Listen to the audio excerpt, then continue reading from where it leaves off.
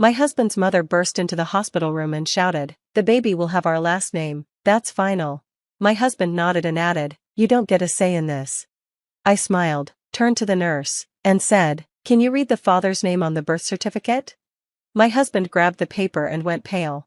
Nathan and I had been married for 4 years. At first, things were okay, but his mom, Evelyn, always acted like she was in charge. She thought she was the most important person in the world and believed her son was perfect. To her, I was just some woman who took her son away. She never liked me.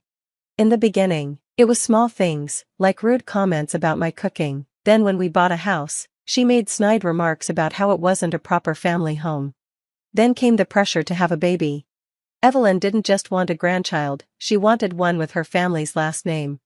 Nathan and I had already talked about this. I told him I wanted the baby to have my last name. He said he didn't care and agreed. But now, here I was in a hospital bed, tired and in pain, and his mom barges in, demanding her last name go on the baby's birth certificate. And Nathan? He agreed with her. At first, I thought I was hearing things wrong. But no, Nathan really stood there, arms crossed, acting like I didn't matter at all in this decision. Evelyn stood next to him, smiling like she had won. "The baby will have our name," she said like it was a fact. I looked at Nathan. "We talked about this. I gave birth. The baby gets my name." Nathan laughed like I was being ridiculous. "You don't have a choice, Clara," he said. "This is what's best." I just stared. I was exhausted, confused, and furious. Evelyn smiled like this was all going perfectly. "You should be thankful," she said. "Our family is giving your child a legacy." I wanted to scream. Then the nurse came in with the birth certificate paperwork. Before she could say anything, Evelyn snatched it and grabbed a pen. "Perfect, we'll just get this signed and—" I interrupted her. "Please read the father's name on that document." The room went quiet. Nathan grabbed the paper, looked at it, and went pale. Evelyn took it from him and read it. Then she screamed.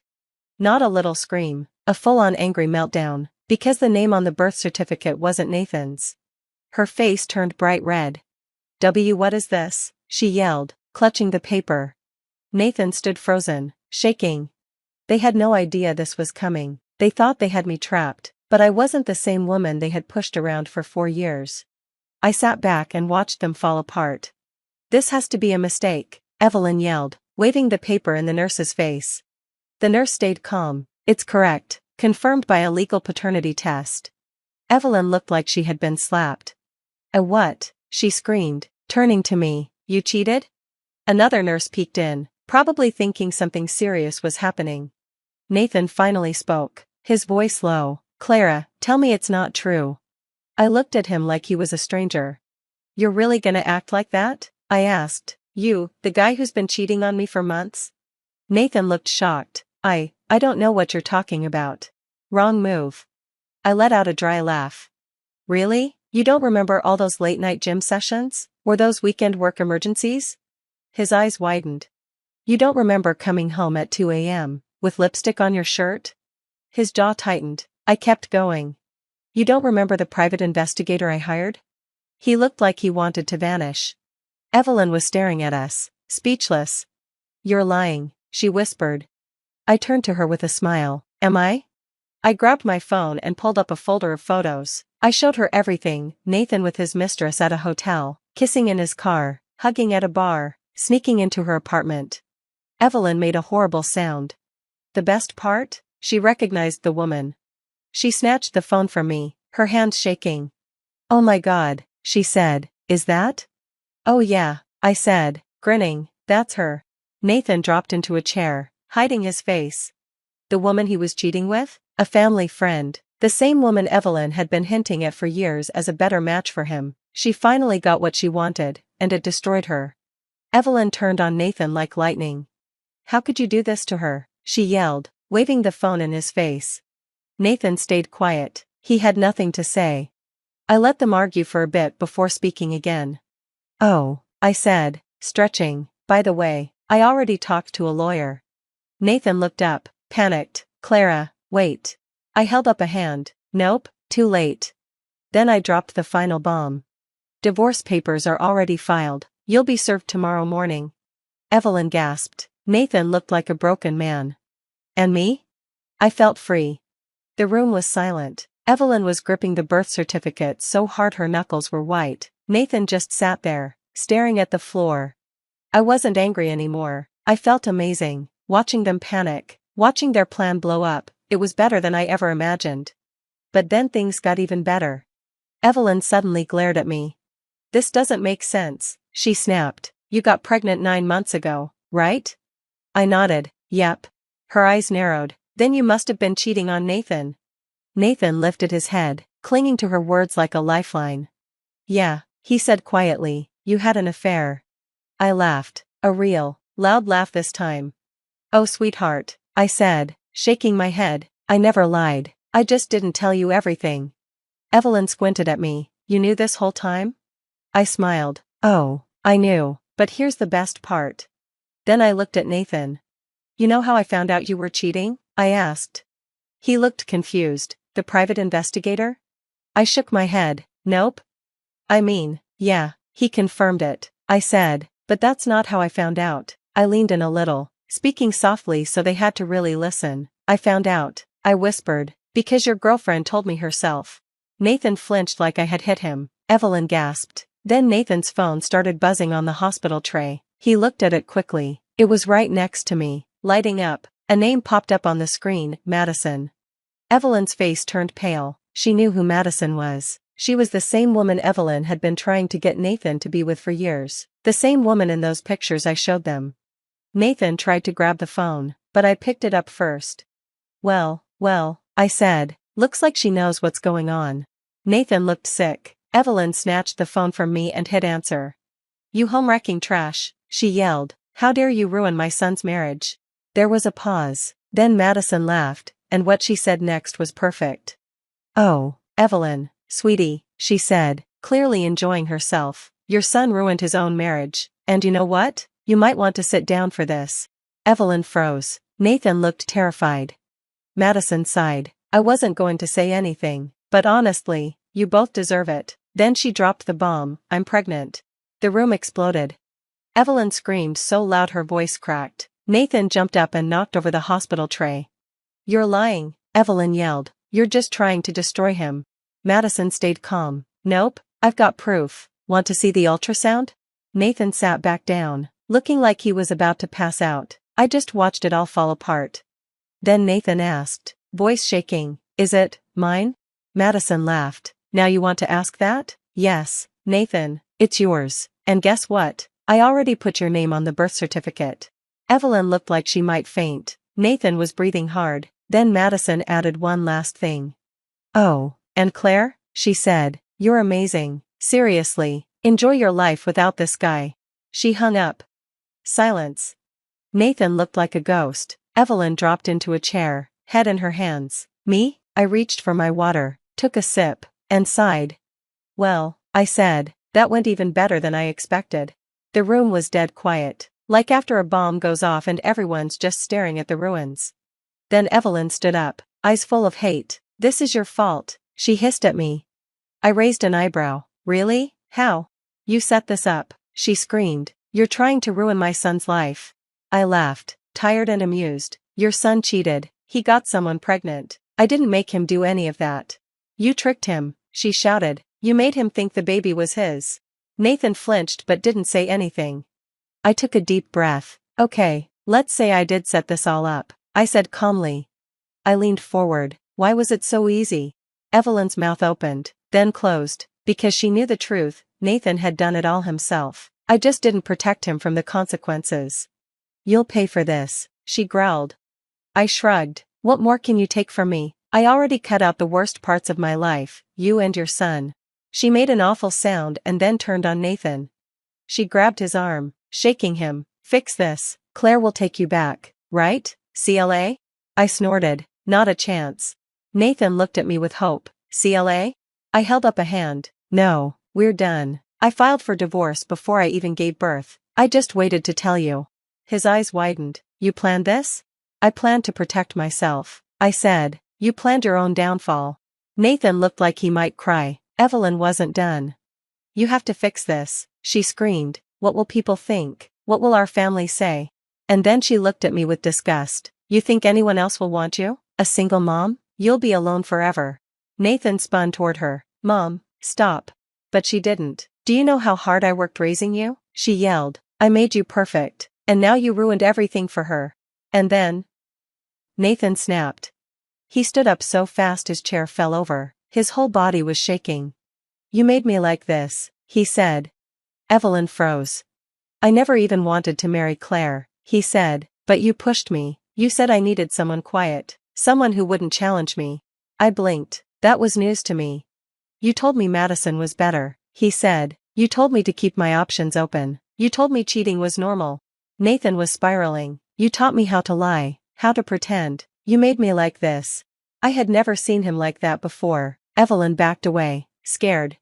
Nathan looked at me. I'm sorry, he whispered. I don't even know who I am anymore. I looked him in the eyes. I felt nothing. No love, no anger, just peace. That's not my problem anymore, I said. Then I pressed the nurse call button. She walked in, took one look, and sighed. Should I call security? She asked. Yes, I said. Get them out of my room. Nathan slumped. Evelyn screamed like crazy, but I didn't care. I watched as they were taken out. Evelyn kicked and yelled, but none of it mattered.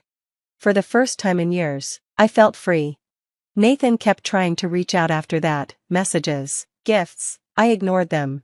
Evelyn tried to ruin my name. Didn't work. I had proof of everything. The court sided with me. I got full custody, the house, everything. Nathan got nothing. Evelyn lost her power. Eventually, even her friends dropped her. And me? I have my baby, my home, and peace. Sometimes, revenge isn't about hurting someone back. It's about finally walking away, for good. The call came at 3:47 a.m. I remember staring at my phone's harsh blue light, my mother's name flashing on the screen like a warning sign. Nobody calls at that hour with good news. My name is Lila, and that call changed everything. He's been arrested, my mother sobbed into the phone. Your brother, Derek. They're saying he stole money. Milio. From his company. Her voice cracked. They took him away in handcuffs. I sat up in bed, my sheets pooling around my waist, and tried to process what I was hearing. Derek, golden child, perfect son, successful finance executive Derek, was in jail? The same Derek who'd spent Christmas dinner bragging about his new promotion? Mom, slow down, I said, running a hand through my tangled hair. What exactly happened? The police showed up at his house an hour ago. Sarah called me. She meant Derek's wife. They're saying he embezzled company funds. But it has to be a mistake. Your brother would never. I bit my tongue. Would never what? Lie? Cheat? Steal? The same brother who'd borrowed my college fund and convinced our parents it was a smart investment opportunity? The money that was supposed to be my future vanished along with his promises to pay it back. Where are you now? I asked, already knowing the answer. Home. I need you, Lila. Please come. The police caught me off guard. My mother rarely asked for anything, especially from me. Her world had always revolved around Derek's needs, his achievements, his problems. I'll be there in 30 minutes, I said, even as a voice in my head screamed not to get involved. The drive to my childhood home was surreal. Street lights cast orange shadows across my dashboard as I navigated the empty roads, my mind racing faster than my car. Part of me felt guilty for the tiny spark of satisfaction that flickered in my chest. The other part wondered if this was just another mess I'd have to help clean up. When I pulled into the driveway, Mrs. Thompson from next door was already there, still in her floral nightgown, arm around my mother on the front porch. The sight stopped me cold. My perfectly put-together mother, reduced to a crying mess in her silk pajamas, clutching a wadded-up tissue. Oh, thank goodness you're here, Mrs. Thompson said, relief evident in her voice. She'd watched our family drama unfold for years from her kitchen window, probably seeing more than any of us realized. My mother launched herself at me, gripping my arms. We have to help him. He must have had a reason. Derek always has a reason. Mom, I said gently, maybe we should wait until we know more details. No. You don't understand. This will ruin him. his career, his reputation. She paused, lower lip trembling. What will people think? There it was. The real crisis wasn't that Derek might have committed a crime. It was that people would know about it. My phone buzzed in my pocket. A text from my Aunt Nora. Saw the news. You okay? Call me when you can. News? My stomach dropped. I pulled out my phone and there it was, already trending locally. Rising finance star Derek Byrne arrested in multi-million-dollar embezzlement scheme. Mrs. Byrne, Mrs. Thompson said softly, let's get you inside. I'll make some tea. As I helped guide my mother through the front door, I caught a glimpse of my reflection in the window. I looked exactly how I felt, torn between duty and self-preservation, between family loyalty and the raw truth I'd always known about my brother. My phone buzzed again. This time it was a text from an unknown number. Tell Mom I'm sorry. I need help. Please, Lila. Derek. Even now, even after everything, he was still trying to pull strings. I stared at the message, my finger hovering over the delete button, when my mother called from inside. Lila? Where are you? I took a deep breath and stepped into the house, leaving the message unanswered. Whatever game Derek was playing this time, I wasn't sure I wanted to be part of it. But as I watched my mother's hands shake while she attempted to make coffee, I realized I might not have a choice. The sun was just beginning to rise, painting the kitchen in shades of pink and gold. It was going to be a long day, and somehow I knew this was only the beginning. 3 days after Derek's arrest, I found myself sitting across from my mother at our dining room table, pushing food around my plate while she dropped a bomb that nearly made me choke on my green beans. I want you to go back to college, she said, setting down her fork. I've been looking at the finances, and with some adjustments, we can make it work. The same finances that couldn't support my education 2 years ago when Derek borrowed my college fund. The irony wasn't lost on me. Now, I asked, trying to keep my voice steady. In the middle of all this? She reached across the table, her hand trembling slightly. I know the timing seems strange, but maybe this is exactly the right moment. We could both use something positive to focus on. I stared at her outstretched hand, but didn't take it. The evening news played quietly in the background, where Derek's arrest was still making headlines. His company had released a statement about unprecedented financial misconduct, and the amount he'd allegedly stolen kept growing with each report. What about Derek's legal fees? I asked. Won't those be expensive? My mother's face tightened. Your brother, he made his choices. But I made choices too, Lila. Poor ones. When your father died, I let Derek take control of everything because it was easier than facing reality. I didn't protect you. The admission hung in the air between us. In the kitchen, Mrs. Thompson busied herself washing dishes, pretending not to listen. She'd barely left my mother's side since that first night, probably worried about what would happen if she did. My phone buzzed, another message from Derek. I'd been ignoring them all, but they kept coming, each one more desperate than the last. He's still trying to contact you, isn't he? My mother asked, noticing my expression. Yeah. And nothing. I haven't responded. She nodded slowly, then surprised me by saying, Good. Before I could respond, the doorbell rang. Through the front window, I spotted Aunt Nora's car in the driveway. My mother's face fell slightly. She and her sister had never seen eye to eye, especially when it came to Derek. I invited her. I said quickly, We need help, Mom. Real help. Nora swept in like a fresh breeze, carrying a laptop and what looked like legal documents. She hugged me tight, then faced my mother. Evelyn, we need to talk about damage control. The press is having a field day, and Sarah's family is threatening to go public with some stories about Derek that you really don't want getting out. My mother paled. What stories? Let's just say the embezzlement might not be his only creative accounting project. Nora set her materials on the table. And Lila, honey, you should hear this too. It affects you. Mrs. Thompson quietly excused herself, but not before squeezing my shoulder supportively. As she left, I caught a glimpse of reporters gathering at the end of our driveway. They'd been circling like vultures since the arrest. Before we start, my mother interrupted, I've just told Lila she can go back to school. I'm fixing things. Nora's eyebrows shot up. Really? And how exactly are you planning to pay for that? I have savings. The savings you've been sending to Derek every month. Nora cut in sharply. Don't look surprised, Evelyn. I'm your sister. I know about the transfers. My stomach lurched. What transfers? The silence that followed was deafening. My mother wouldn't meet my eyes, but her hands were shaking so badly she had to clasp them together. Mom, I pressed, my voice barely a whisper. What transfers? He needed help, she finally said. After the investment thing went wrong. He was in trouble. Real trouble.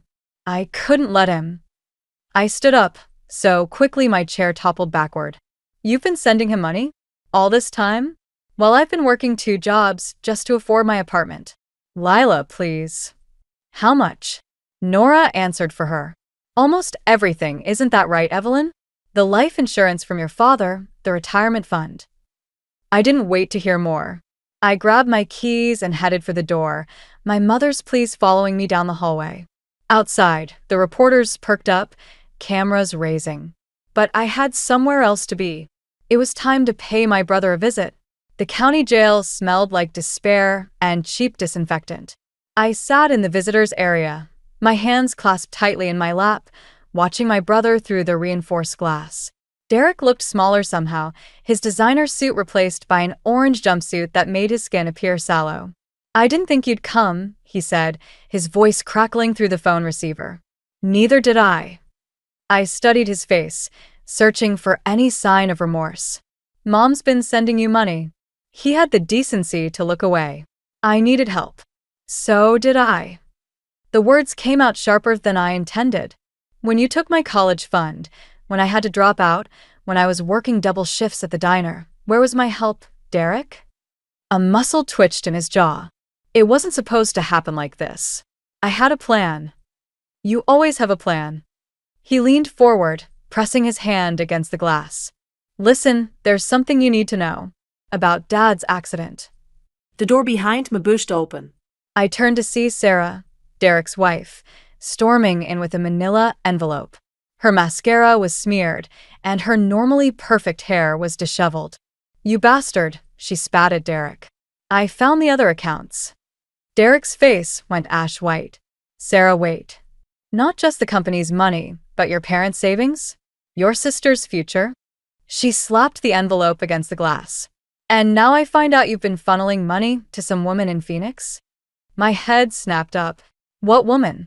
Sarah, please, Derek begged, but she was already pulling documents from the envelope, pressing them against the glass. Bank statements, hotel receipts, a lease agreement. All in the name of Christine Weber. Sarah's voice cracked. 3 years, Derek. While I was planning our family, you were building a life with someone else. The room started spinning. Christine Weber. The name hit me like a physical blow. Dad's accident had happened near Phoenix. He'd been there on business, or at least that's what Derek had told us. He'd been the one to identify the body, handle the arrangements, manage the estate. What did you do? I whispered, the pieces falling into place with horrifying clarity. Derek's eyes met mine, and for the first time, I saw real fear in them. Lila, I can explain. I stood up so fast my chair clattered backward. Did Dad know? About Christine? About the money? He was going to ruin everything, Derek said quietly. He found out about the initial embezzlement, threatened to go to the board. I just needed him to listen, to understand. Oh my God. Sarah stumbled backward, one hand covering her mouth. The brake lines. They said the brake lines were tampered with. The room went silent except for the buzzing fluorescent lights overhead.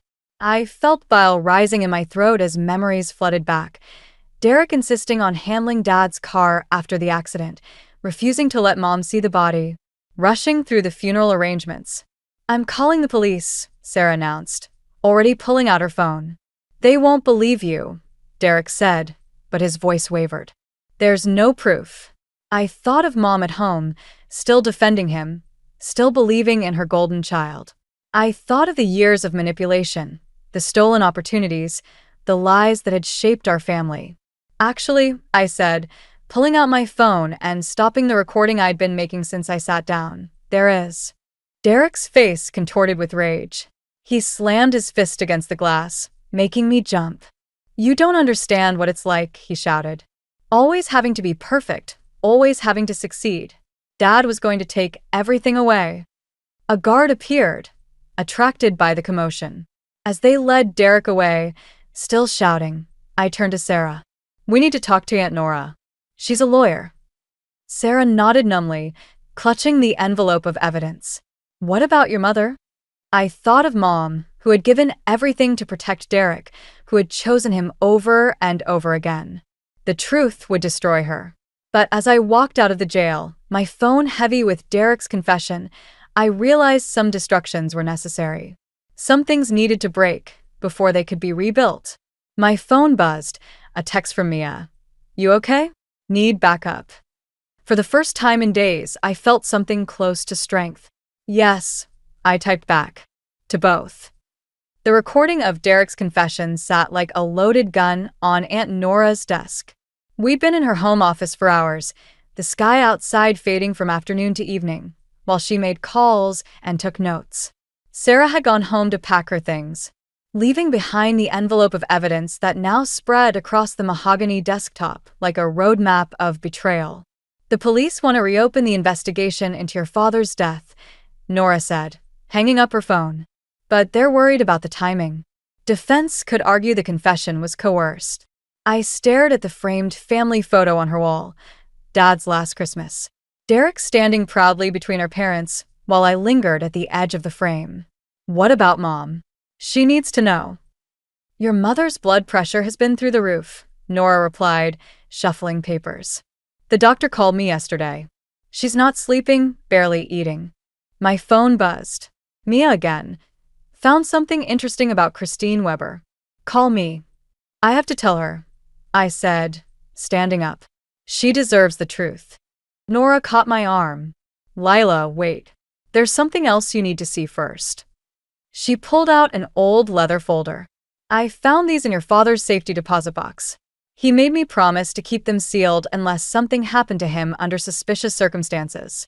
Inside were photos, dozens of them. Derek at various ATMs, meeting with shady-looking men, entering hotels. And financial records showing money movements that started long before Dad's death. He was building a case, Nora explained, against his own son. My hands shook as I flipped through the evidence. Why didn't he go to the police? Because of your mother. He knew it would destroy her. Nora's voice softened. He was trying to handle it privately, force Derek into rehab and counseling.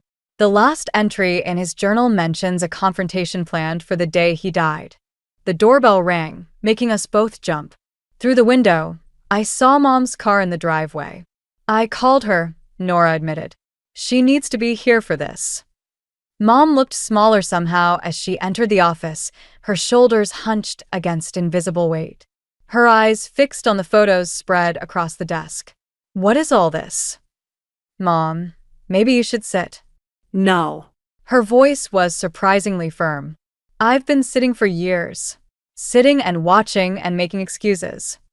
She picked up one of the photos. Tell me. So I did. Everything. The confession, Christine Weber, Dad's investigation. With each revelation, I watched another piece of her world crumble. When I finished, she walked to Nora's window and stood there, silent, staring out at nothing. The tension stretched until I couldn't bear it. Mom, I knew, she whispered. Not everything, but I knew something was wrong. The way Derek changed after your father started questioning his expenses. The late-night phone calls. The way he insisted on handling everything after the accident. She turned to face us, tears streaming down her face. But I couldn't let myself believe it. Because if I did... Her knees buckled. I rushed forward, catching her before she fell. As I held her, I felt her whole body shaking with sobs. I failed you both, she gasped. I failed your father. All these years, protecting the wrong person. My phone buzzed again. Mia had sent a photo. Christine Weber's driver's license. The woman in the picture was young, blonde, pregnant. The issue date was 3 months before Dad's death. Mom, I said gently, there's more. But before I could continue, Mom's body went rigid. Her hand clutched her chest, face contorting in pain. Mom. Nora was already dialing 911 as Mom collapsed in my arms, her breathing shallow and erratic. As we waited for the ambulance, I held her hand, watching her struggle for each breath, and realized that Derek's true revenge might not be against Dad or me, but against the one person who had sacrificed everything to protect him. The sirens wailed in the distance as I made a decision. The truth could wait. Right now, keeping Mom alive was all that mattered. But somewhere in Phoenix, a woman named Christine Weber had answers I needed, and I was done waiting for them to find me. The funeral home smelled like artificial flowers and regret. I stood at the podium, staring at the faces of mourners who'd come to say goodbye to my mother, wondering how many of them knew the truth about what had killed her. The official cause was a heart attack, but I knew better. It was the weight of secrets that had finally crushed her. Derek wasn't there. His lawyer had requested temporary release to attend, but the judge denied it. Just as well, I wasn't sure I could look at him without screaming. My mother, I started, then stopped as my voice cracked. Aunt Nora squeezed my hand from her seat in the front row. My mother lived her life, trying to protect everyone she loved. Sometimes, that meant protecting people from themselves. The words felt hollow, inadequate. How do you eulogize someone whose last conscious moments were spent realizing their entire life had been built on lies? Mrs. Thompson dabbed at her eyes in the third row. Next to her, Mia sat straight-backed, watching me with concern. She'd postponed her trip to Phoenix to be here, though we both knew Christine Weber wasn't going anywhere. In her final days, I continued, my mother learned the cost of unconditional love. She learned that sometimes the people we protect the most are the ones who... The back door of the funeral home creaked open. Sarah slipped in, looking uncomfortable in her black dress. But it was the man behind her that made my blood run cold. Tall, blonde, wearing an expensive suit. He could have been Derek's twin, just 20 years older. Christine Weber's husband. He had to be. My hands gripped the podium so tight my knuckles went white. The resemblance to my father was uncanny, down to the way he carried himself. Suddenly, Dad's business trips to Phoenix took on a whole new meaning. Lila. Nora whispered from below. Do you need a moment? I shook my head, forcing myself to continue. My mother believed in second chances, in forgiveness, in family. The words tasted bitter. But she also taught me, in the end, that there's a difference between forgiveness and enabling, between love and blind devotion. After the service, I watched as Christine's husband slipped out without speaking to anyone. Sarah caught my eye across the room and nodded slightly. She'd seen him too. She knew what it meant. You holding up okay? Mia appeared at my elbow, offering a cup of coffee. Did you know? I asked. About him? Is that what you found in Phoenix? She hesitated. Christine Weber died 6 months ago. Cancer. But before she died, she left something for you. A letter. The coffee cup nearly slipped from my hand. What? It's in my car. I was waiting until after. She gestured at the funeral home. There's more, Lila. About your father, about Derek. Things that change everything. Before I could respond, my phone buzzed. A text from an unknown number. I'm sorry about Mom. We need to talk. D. I showed it to Mia. He's using the prison phone system. They monitor everything. Maybe that's the point, she said quietly. Maybe he wants a record of what he's about to say. The funeral home was emptying out, mourners filing past with murmured condolences. Mrs. Thompson hugged me tight, whispering, Your mother loved you more than you know. Aunt Nora was dealing with the funeral director, her lawyer face firmly in place. I looked down at my phone again, at Derek's message. Then at Christine's husband, now sitting in his car across the street, watching the funeral home. At Sarah, clutching her envelope of evidence. At Mia, with a dead woman's letter burning a hole in her purse. Everyone had pieces of the truth. Everyone except me. I need to see him, I said finally. One last time. Are you sure? Mia asked. After what he did to your parents? I thought of Mom's last moments, of Dad's investigation, of Derek's desperate confession, of Christine Weber, who died with secrets I was only beginning to understand. Yes, I replied, watching Christine's husband drive away. Because I think our brother might not be the only child Derek Burns Sr. abandoned in Phoenix. The truth was a puzzle, and I finally had all the pieces. I just wasn't sure I was ready for the picture they would reveal. Christine Weber's letter sat unopened in my lap as I waited in the prison visiting area.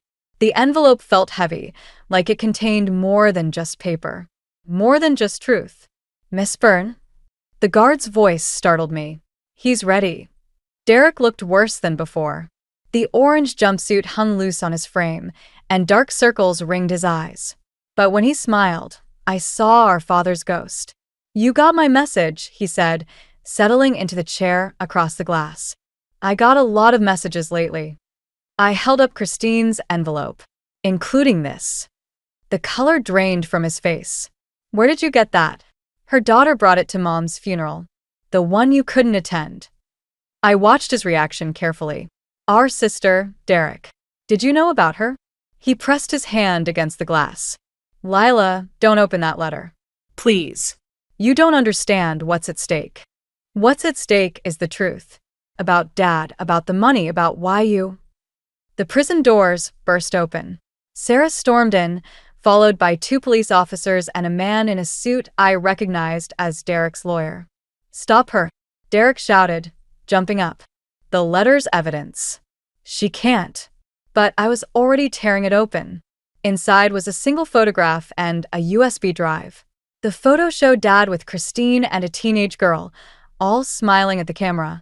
On the back, in faded ink, Family Secret DB. Junior. Knows. Keeping quiet costs $50,000 per month. My hands shook. You were blackmailing Dad? He deserved it. Derek's mask finally cracked. He abandoned them, her and Emma. Paid them off to keep quiet while playing perfect father with us. When I found out, so you killed him? The words felt like glass in my throat. Your own father? He was going to cut them off. Tell Mom everything. I couldn't let him destroy our family. Sarah stepped forward. That's not why you killed him, Derek. Tell her the rest. Derek slumped in his chair. Emma? She was sick. Needed expensive treatments. Dad refused to help unless I came clean about the embezzlement. Said he'd only pay if I turned myself in. The photograph crumpled in my fist. So you chose murder over confession. I chose family. He slammed his hand against the glass. Everything I did was to protect. Your inheritance, Sarah interrupted. Tell her about the will, Derek. About what happens to the estate if your father's second family ever came to light. The pieces clicked into place. Dad's investigation. The missing money. Derek's desperate need to keep everything hidden. It wasn't about protecting anyone. It was about protecting his claim to the fortune. Mrs. Byrne, the lawyer interjected. That USB drive contains privileged information. If you turn it over now. I stood up, backing away from the glass. Emma's dying, isn't she? That's why Christine wrote this letter before she died. She wanted her daughter to have a chance. Derek's face twisted. Lila, please. That money is our legacy. Our birthright. Don't throw it away on some stranger. She's our sister. The words echoed through the visiting room. And you let Dad die to keep her suffering. The officers moved toward me, but I was already heading for the door. Derek's shouts followed me down the corridor. You can't prove anything. The evidence is circumstantial. Outside, Mia waited in her car. Did you get what you needed? I plugged the USB drive into her laptop. Documents filled the screen, bank statements, emails, photos. A complete record of Derek's schemes, preserved by a dying mother for her daughter's future. Take me to Phoenix, I said quietly. It's time Emma met her family. As we pulled away, my phone lit up with messages from Derek's lawyer. Threats, promises, warnings. I turned it off, watching the prison disappear in the rearview mirror. The truth hadn't set anyone free. But maybe, just maybe, it could save one last life. Behind us, Storm clouds gathered on the horizon. Somehow, I knew the worst was still to come. The Phoenix summer hit like a wall of heat as I stood outside Emma's hospital room. Through the window, I could see her, 17, pale, hooked up to machines that beeped steadily. She had Dad's eyes. "She doesn't know you're coming," her stepfather said, standing beside me. "Or about any of this." Before I could respond, my phone buzzed. "Aunt Nora, Derek's been released on bail. Sarah posted it. They're heading your way." My hands clenched around Christine's USB drive. Of course they were. "She needs to know," I said, pushing the door open. Emma looked up from her book, confusion crossing her face. "Can I help you?" "My name is Lila Byrne." The words felt strange, heavy with meaning. "I'm your sister." Her book slipped from her fingers. "What?" Footsteps thundered down the hallway. Derek burst in, Sarah close behind him. He looked wild, desperate, a cornered animal. "Don't listen to her," he said to Emma. "She's lying." I pulled out the photograph. "Dad visited you every month, didn't he? Business trips, he called them." Emma's hands shook as she took the picture. "How did you?" "Your mother left evidence," I continued, watching Derek's face. "About the blackmail, about Dad's death, about everything." "Shut up." Derek lunged forward, but Sarah grabbed his arm. "It's over," she said quietly. "The police are already reviewing the USB files." Emma's monitors beeped faster. "I don't understand. What does this have to do with my treatment stopping?" "Tell her, Derek." My voice was ice. "Tell her how you killed Dad when he tried to help her. How you'd rather see your sister die than risk losing your inheritance." "Sister?" Emma whispered. "But Mom said my father was dead." He is. Derek's mask finally cracked. Because he was weak. He was going to throw everything away, our reputation, our legacy, for what? Some mistake he made 20 years ago. Emma flinched like she'd been slapped. Her stepfather moved protectively closer. "You're the mistake," I said, stepping between them. "Everything you touch turns toxic. You killed Dad, broke Mom's heart, stole my future. All to protect your precious legacy. Well, here's your legacy, Derek. Look at her. Really look at her." For a moment, silence filled the room except for the steady beep of machines. Emma's face, Dad's eyes, Mom's chin, Derek's stubborn set to her jaw, reflected back at us like a mirror of shared blood. "I can fix this," Derek said suddenly. Emma leasing. "Once I access the estate funds." "You won't be accessing anything." Aunt Nora appeared in the doorway, holding up a document. "Your mother's final amendment to her will. Everything goes to Lila, with explicit instructions regarding Emma's care." Derek's face contorted. "You're lying." "No more lies," Sarah said, releasing his arm. "I'm done protecting you." She turned to Emma. "Your mother kept records of everything. The blackmail, the threats, the sabotaged brake lines. Get out." Emma's voice was quiet but firm. "All of you. Except." She looked at me. "Except my sister." Derek moved toward her, but 2 police officers appeared behind Nora.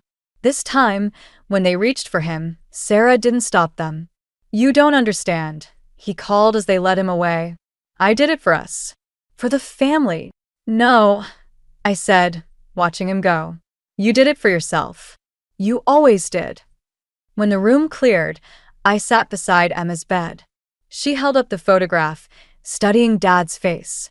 "He wanted to help," I said softly. "In the end, he chose you.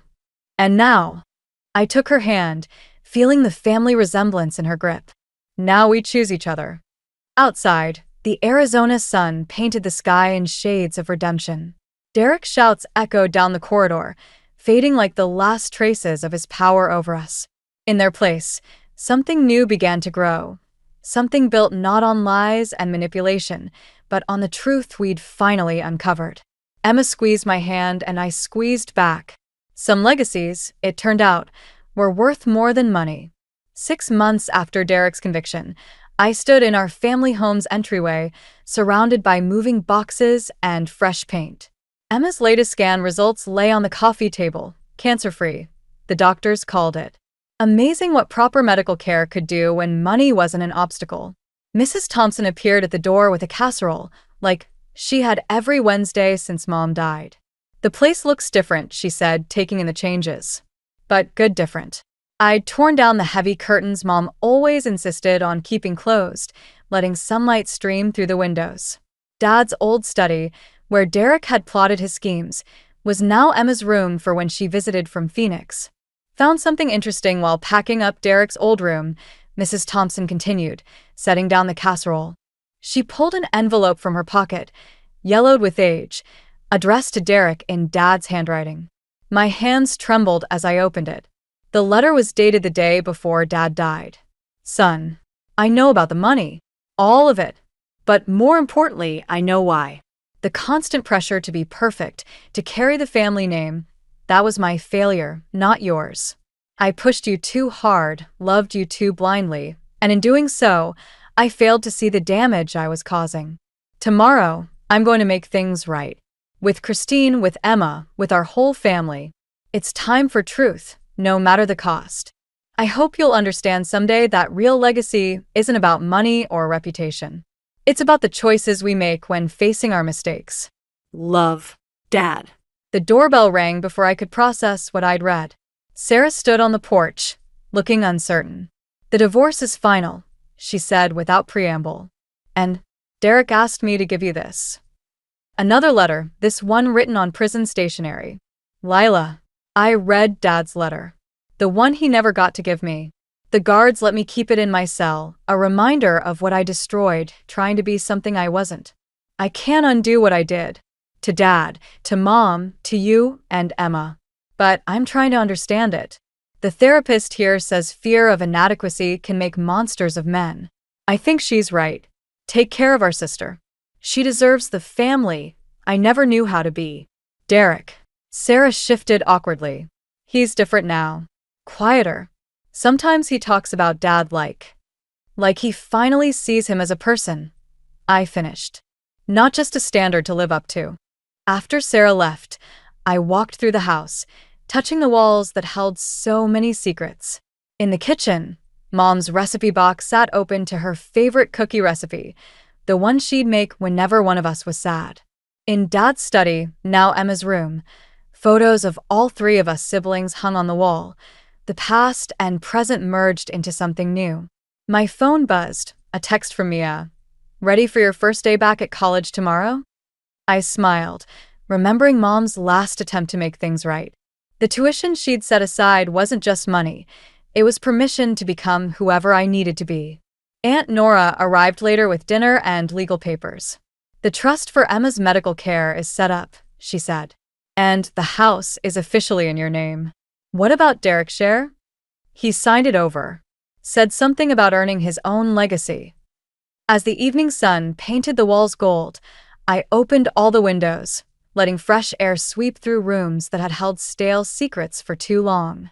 Mrs. Thompson's casserole warmed in the oven, filling the house with the scent of normal life. On my desk lay my college acceptance letter and a photo of Emma at her last hospital checkup, both of us grinning at the camera. Next to it, Dad's letter to Derek and Derek's letter to me. Bookends to a story of destruction and redemption. Some wounds would never fully heal. Some trusts couldn't be rebuilt. But as I stood in my transformed home, I realized that maybe that was okay. Sometimes the broken pieces make something stronger when reassembled into something new. The future stretched ahead, uncertain but full of possibility. And this time, I was ready to write my own story. The letter arrived on a Tuesday, tucked between bills and junk mail like it wasn't about to blow my entire life apart. My mother's familiar handwriting jumped out at me immediately, which was impossible, since she'd been dead for 3 months. My name is Harper, and until that moment, I thought I had my life figured out. Good job, decent marriage, and enough stability to keep the existential dread at bay most days. But there I stood in my kitchen, holding an envelope that shouldn't exist.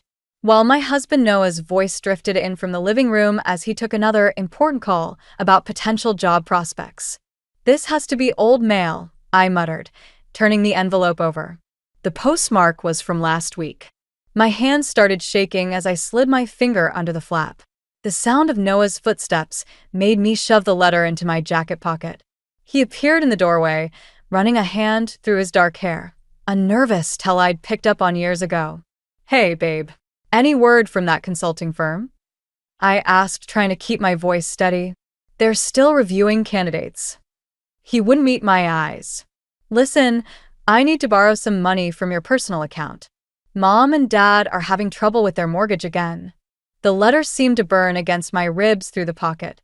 "Noah, we talked about this. We're already stretched thin covering both our expenses since you lost your job." "It's just temporary," he insisted, that familiar defensive edge creeping into his voice. "They helped us out when we first got married, remember?" I bit back what I really wanted to say. 3 months of temporary support was already straining our savings. But pointing that out would just lead to another argument about family loyalty and obligation, usually ending with me feeling like the villain for suggesting his parents figure out their own finances. "I'll think about it," I said instead, which was our code for "not really, but I don't want to fight right now." As soon as Noah left for another networking meeting at his favorite bar, I pulled out the letter with trembling fingers and began to read. "My dearest Harper, if you're reading this, I'm gone and the timing is critical. I've arranged for this letter to be delivered 3 months after my death because I needed to be certain about something first. Check the loose floorboard in my old studio, the one by the window where you used to sit and watch me paint. What you'll find there will explain everything. But sweetheart, be careful who you trust with this information. Sometimes the people closest to us have the most to gain from our silence. All my love, Mom." I sank into a kitchen chair, my mind racing. Mom's house, my childhood home, was sitting empty while I figured out what to do with it. Or at least it was supposed to be empty. But last week, I'd driven by and noticed lights on inside. I'd assumed it was just my imagination or maybe a timer I'd forgotten about. My phone buzzed with a text from Noah. "Having dinner with Mom and Dad. Don't wait up." I grabbed my keys before I could talk myself out of it. The drive to Mom's house took 20 minutes, each one filled with questions. What did she hide? Why wait 3 months? And why did her warning about trust make my stomach twist with dread? As I pulled up to the curb, my headlights swept across the front of the house and caught movement behind the living room curtains. Someone was definitely inside. I killed the engine and sat there, heart pounding, as a familiar car pulled into the driveway. Noah's car. The same one he was supposed to be taking to his parents' house across town. The porch light clicked on, and through the window, I saw my mother-in-law Evelyn's face, clear as day, inside my mother's house. I didn't confront them that night. Instead, I drove home in a daze, my mother's letter burning a hole in my pocket and questions burning holes in my mind. The next morning, I got ready for work like everything was normal. Like I hadn't caught my husband and his mother sneaking around my dead mother's house. The promotion announcement came during the morning meeting. My boss beamed as she told everyone I'd be taking over as head of financial operations. Under different circumstances, this would have been the highlight of my year. Now it felt like one more match being tossed onto an already smoldering pile of kindling. Noah was waiting at home when I got back, sprawled on the couch with his laptop. "How was work?" he asked, not looking up. "I got the promotion." I kept my voice neutral, watching his reaction. His fingers stopped typing. "Oh." Just that one syllable, heavy with something that wasn't quite congratulations. "Have you told Mom and Dad yet?" "Why would I tell your parents before telling you?" He finally met my eyes. "They're coming over for dinner tonight.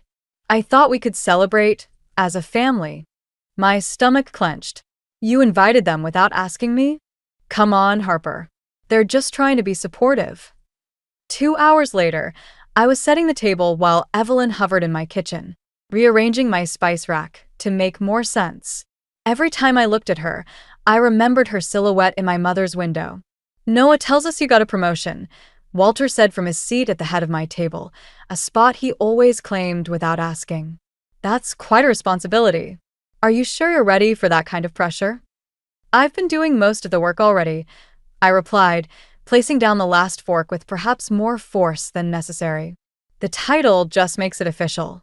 Evelyn turned from the spice rack. But surely with Noah between positions right now, you'll want to focus more on supporting him?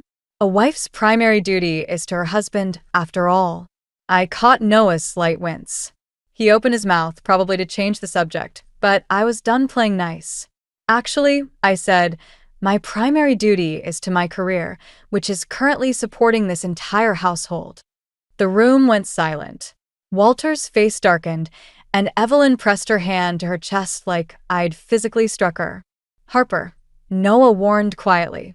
No, let's talk about it, I continued, surprising myself with how steady my voice was. Let's talk about how I'm paying our mortgage, our bills, and somehow still finding money to help with your parents' expenses. Let's talk about why you were at my mother's house last night when you told me you were having dinner with them. The color drained from Noah's face. Evelyn's hand dropped from her chest, and her expression shifted from shocked to calculated. We were simply checking on the property, she said smoothly. As family, we feel responsible for helping maintain it while you're dealing with your grief. That's interesting, I replied, considering I never gave anyone permission to enter the house. Noah has a key, Walter cut in. And as your husband, as my husband, he has no legal right to that property. It's not in his name. Noah stood up suddenly. Can we discuss this later? In private. Why? I challenged. So, you can come up with better excuses? You're being hysterical, Evelyn said, her voice dripping with concern that didn't reach her eyes. This is exactly why we worry about you taking on too much responsibility. The stress is clearly affecting your judgment. I laughed, a sharp, bitter sound that seemed to startle everyone, including myself. My judgment is just fine. In fact, it's never been clearer. I pulled my mother's letter from my pocket and placed it on the table. Would anyone like to explain why my dead mother felt the need to warn me about trusting the people closest to me? The silence that followed was deafening. Noah stared at the letter like it was a snake about to strike. But it was Evelyn's reaction that confirmed my suspicions, the flash of recognition in her eyes before she could hide it. What exactly did you find in my mother's studio? I asked quietly. And how long have you been looking for it? After the disastrous dinner, I spent hours combing through our bank statements. The truth revealed itself in a series of small withdrawals, each one a paper cut to my trust in Noah. He'd been moving money to his parents' account for months, thousands of dollars hidden behind vague descriptions like household expenses and maintenance fees. The next morning, I found Noah in the kitchen, making coffee like it was any other day. The sight of him standing there, so casual, made my blood boil. Want to explain these transfers? I slid the printed statements across the counter. He glanced at them, then away. I was going to tell you. When? After you'd emptied our savings.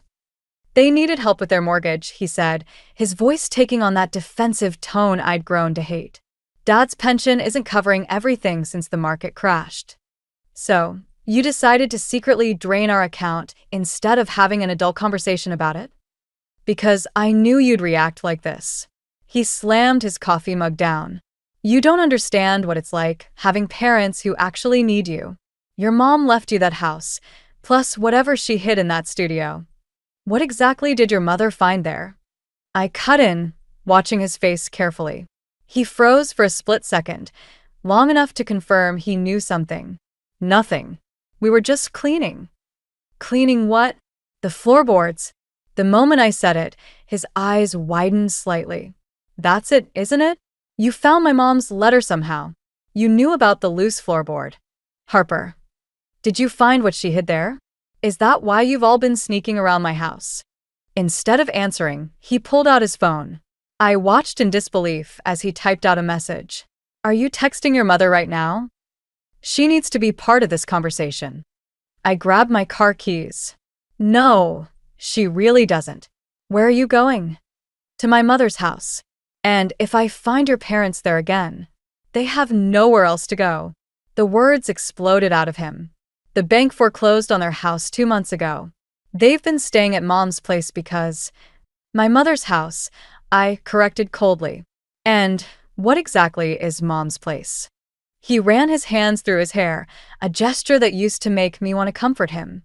Now, it just looked manipulative. Mom says she and your mother had an arrangement.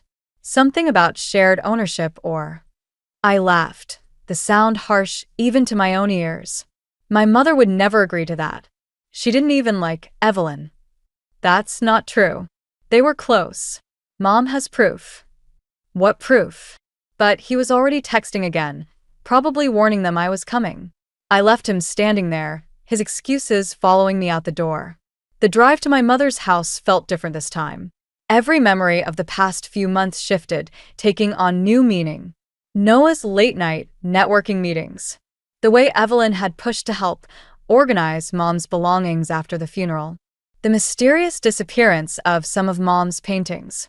When I pulled up to the house, Evelyn was waiting on the porch like she owned the place. Maybe in her mind, she did. "Harper, dear," she called out, all sugary concern. "Noah said you were upset. Let's talk about this rationally." I walked past her into the house, my house, and headed straight for the studio. The room still smelled like oil paints and turpentine, but something was off. The furniture had been rearranged, and Mom's easel was missing. I knelt by the window, running my fingers along the floorboards. The loose one was gone, replaced with a new board that didn't quite match the others. "We had to fix it," Evelyn said from the doorway. "It was a safety hazard. But don't worry, we kept everything we found. Your mother's letter mentioned some important documents."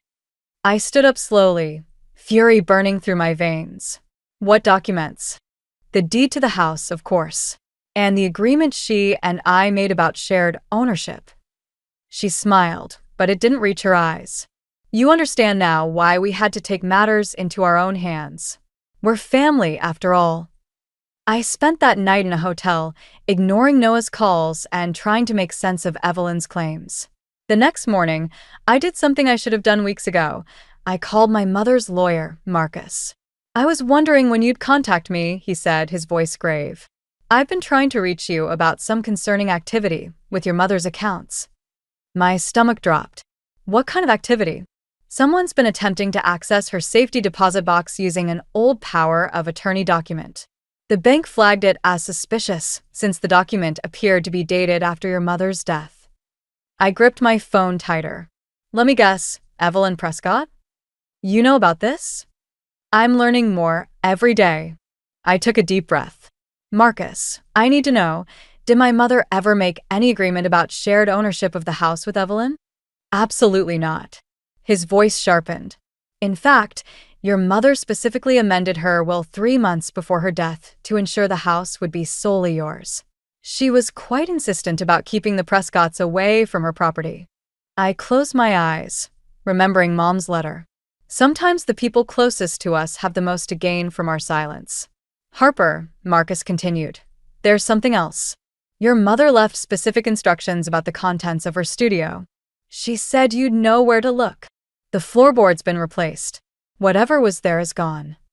"Then we have a serious problem. Those documents weren't just about the house." Before he could explain further, my phone buzzed with a text from Noah. "Coming to the hotel. We need to talk. Found something you should see." "I have to go," I told Marcus. "But I need copies of everything. The will, the amendments, all of it." "I'll send them right over. And Harper, be careful. Your mother was worried about." "About what?" "About how far certain people would go to protect their interests." 20 minutes later, Noah knocked on my hotel room door. He looked terrible, like he hadn't slept all night. "Before you say anything," he started, pulling out a folder, "you need to see these." Inside were photographs, dozens of them, of my mother and Evelyn together. Shopping, having lunch, looking like close friends. The most recent ones were dated just weeks before Mom died. "See?" Noah's voice was almost pleading. They were friends. Mom wasn't lying about that. I picked up one photo, studying it carefully. "These are fake." "What?"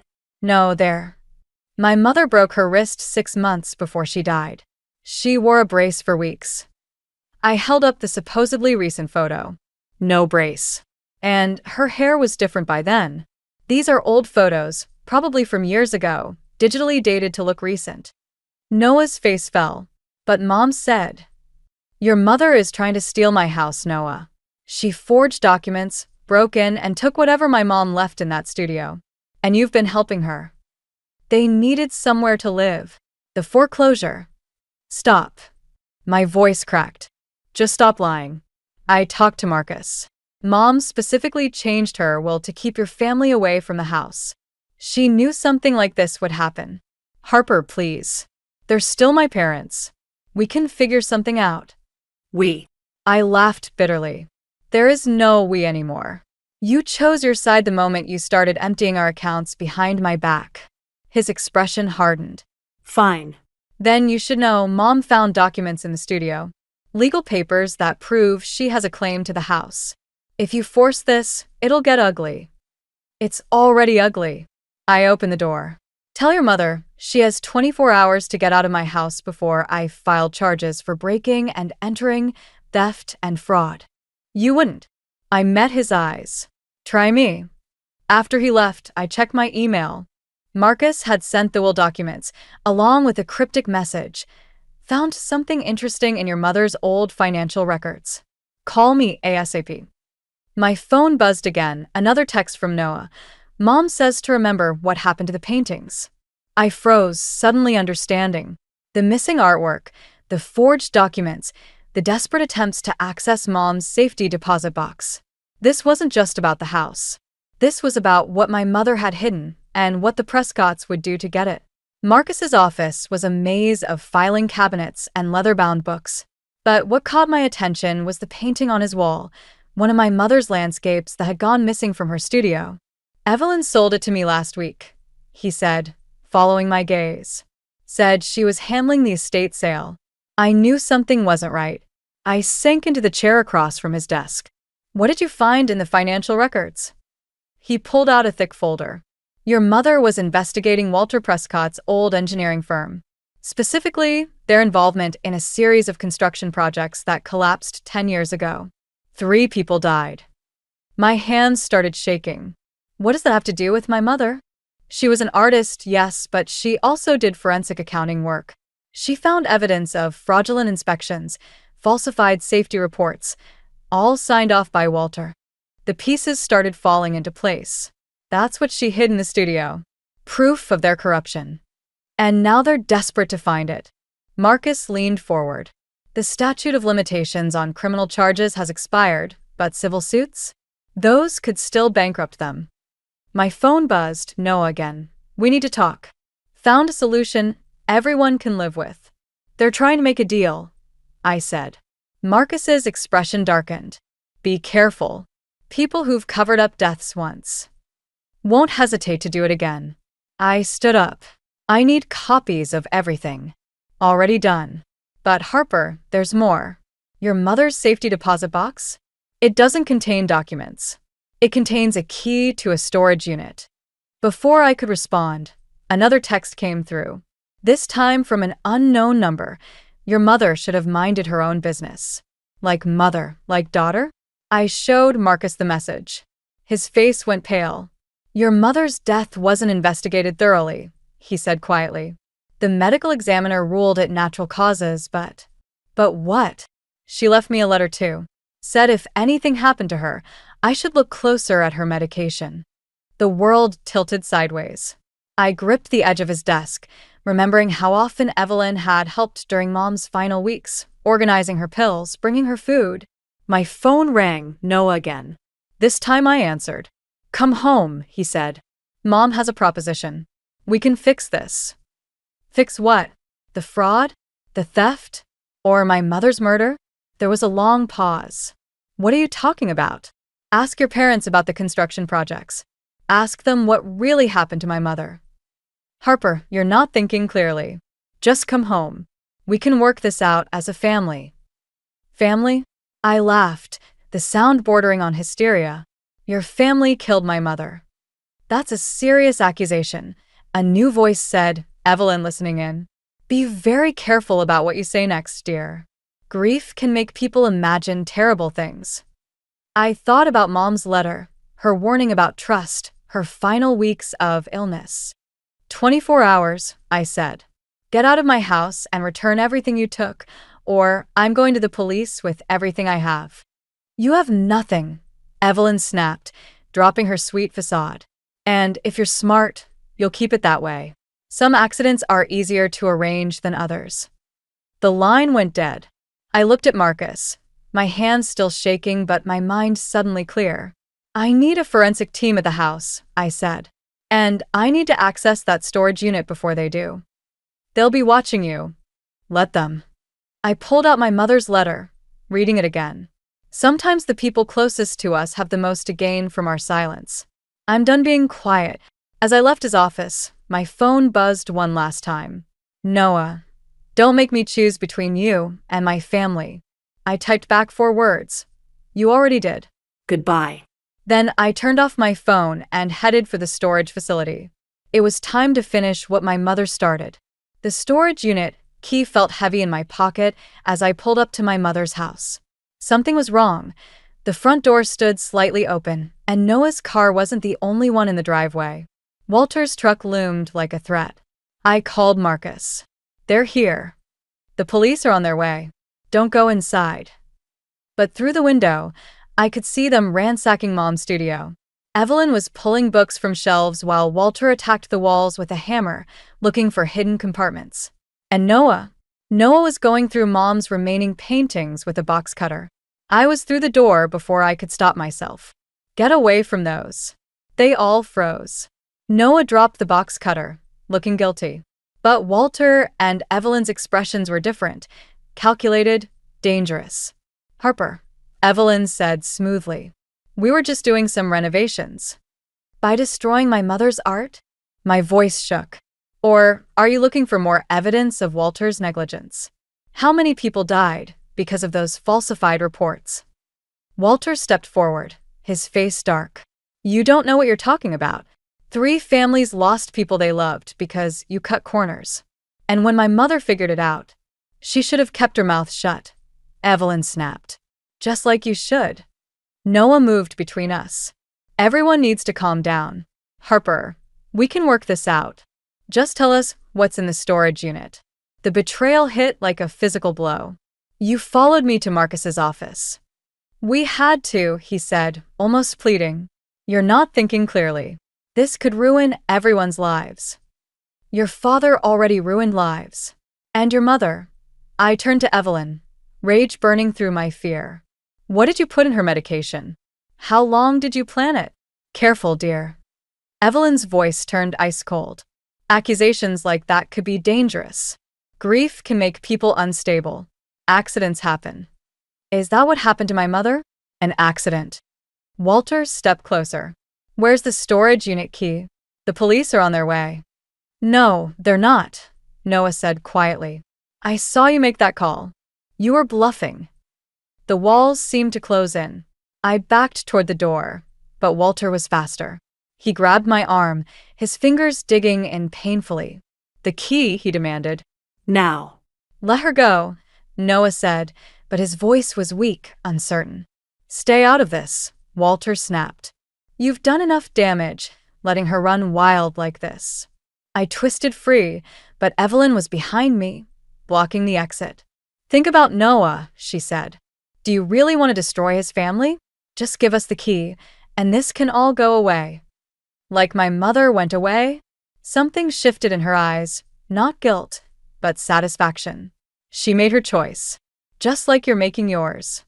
I reached into my pocket, felt the key's metal edges. One move could end this. Give them what they wanted, walk away, pretend none of this happened. Save what was left of my marriage, my safety, my life. But I saw my mother's paintings in shreds on the floor. Saw the hammer holes in her studio walls. Remembered her final weeks, growing weaker while Evelyn helped with her medication. I pulled out my phone instead of the key. What are you doing? Walter demanded, sending evidence to every news outlet in the state. My fingers flew over the screen. Mom's findings, Marcus's investigation, proof of your fraud. Walter lunged. The phone went flying. I heard it crack against the wall as his hands closed around my throat. Dad, stop. Noah's shout seemed far away. Get the key, Walter growled. Evelyn's hands were in my pockets as I struggled to breathe. She pulled out the key with a triumphant cry. Walter released me. I collapsed, gasping, as they rushed out. The sound of car engines starting filled the air. Noah stood frozen, looking between me and the door. "Help me," I wheezed. He took a step back. "I'm sorry." Then he was gone too, leaving me alone in my mother's ruined studio, surrounded by the wreckage of everything I'd believed in. My phone lay shattered nearby, the evidence unsent. And somewhere across town, they were heading for a storage unit that contained nothing but empty boxes, because my mother had taught me well. Sometimes the best revenge is letting your enemies think they've won.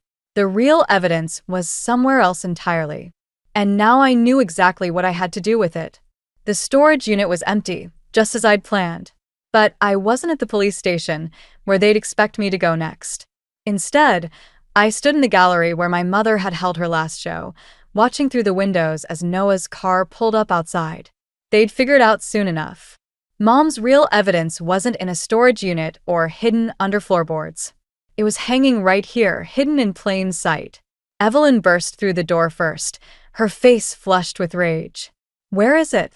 "Look around," I said, gesturing to the paintings on the walls. Mom always said art reveals truth if you know how to look. Walter stormed in behind her, followed by Noah.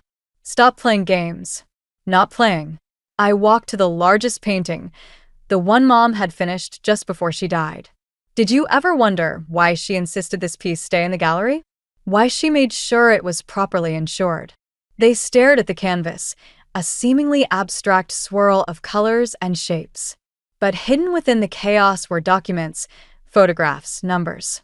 Mom had turned Walter's fraud into art, embedding the evidence in layers of paint and texture. "That's nothing but colors," Evelyn scoffed, but her voice shook. "The insurance company's forensic team disagrees. They've already documented everything. And the original documents?" I smiled. "Currently being reviewed by the district attorney." Walter lunged for the painting. I stepped between them. "Touch it," and the alarm triggers. "Police response time is 3 minutes. "You're bluffing," Noah said. "Like you were bluffing about the police before." "Check your phone." The story's already breaking. They all pulled out their phones. I watched their faces as they saw the headlines. "Fatal construction collapse. New evidence reveals cover-up." "You've destroyed this family," Evelyn hissed. No. "You did that when you killed my mother." "You can't prove that," she said, but her hands were shaking. "Actually, I can." Mom documented her symptoms, had her blood tested privately. The results were part of what she hid in the studio, until you found them. That's why you rushed to get rid of her paintings, wasn't it? Afraid she'd hidden more evidence in her art. Walter grabbed Evelyn's arm. "We need to go. Now." "Running won't help," I said. "The police are already." "Shut up." Walter spun toward me, his control finally snapping. "You think you're so clever? Your mother thought the same thing. Right until the end." Noah stepped between us. "Dad, stop." "Move," Walter growled. No. Noah's voice was quiet but firm. "I've helped cover up enough." Evelyn's face contorted. "After everything we've done for you. You killed her mother." Noah's words cut through the air like glass. "You've been bleeding us dry for months. And now I find out about the construction deaths? When does it end?" "It ends now," I said, as police sirens filled the air. "The gallery's surrounded. Has been since you walked in." Walter made one last grab for the painting. Noah caught his arm, wrestling him back as officers flooded through the doors. I watched them lead Walter and Evelyn away in handcuffs, their rights being read over Evelyn's protests and Walter's threats. Noah stood apart, looking lost. "I didn't know," he said quietly. "About your mom. About any of it. I should have, but you didn't want to know," I finished. "That's why we're done. Harper.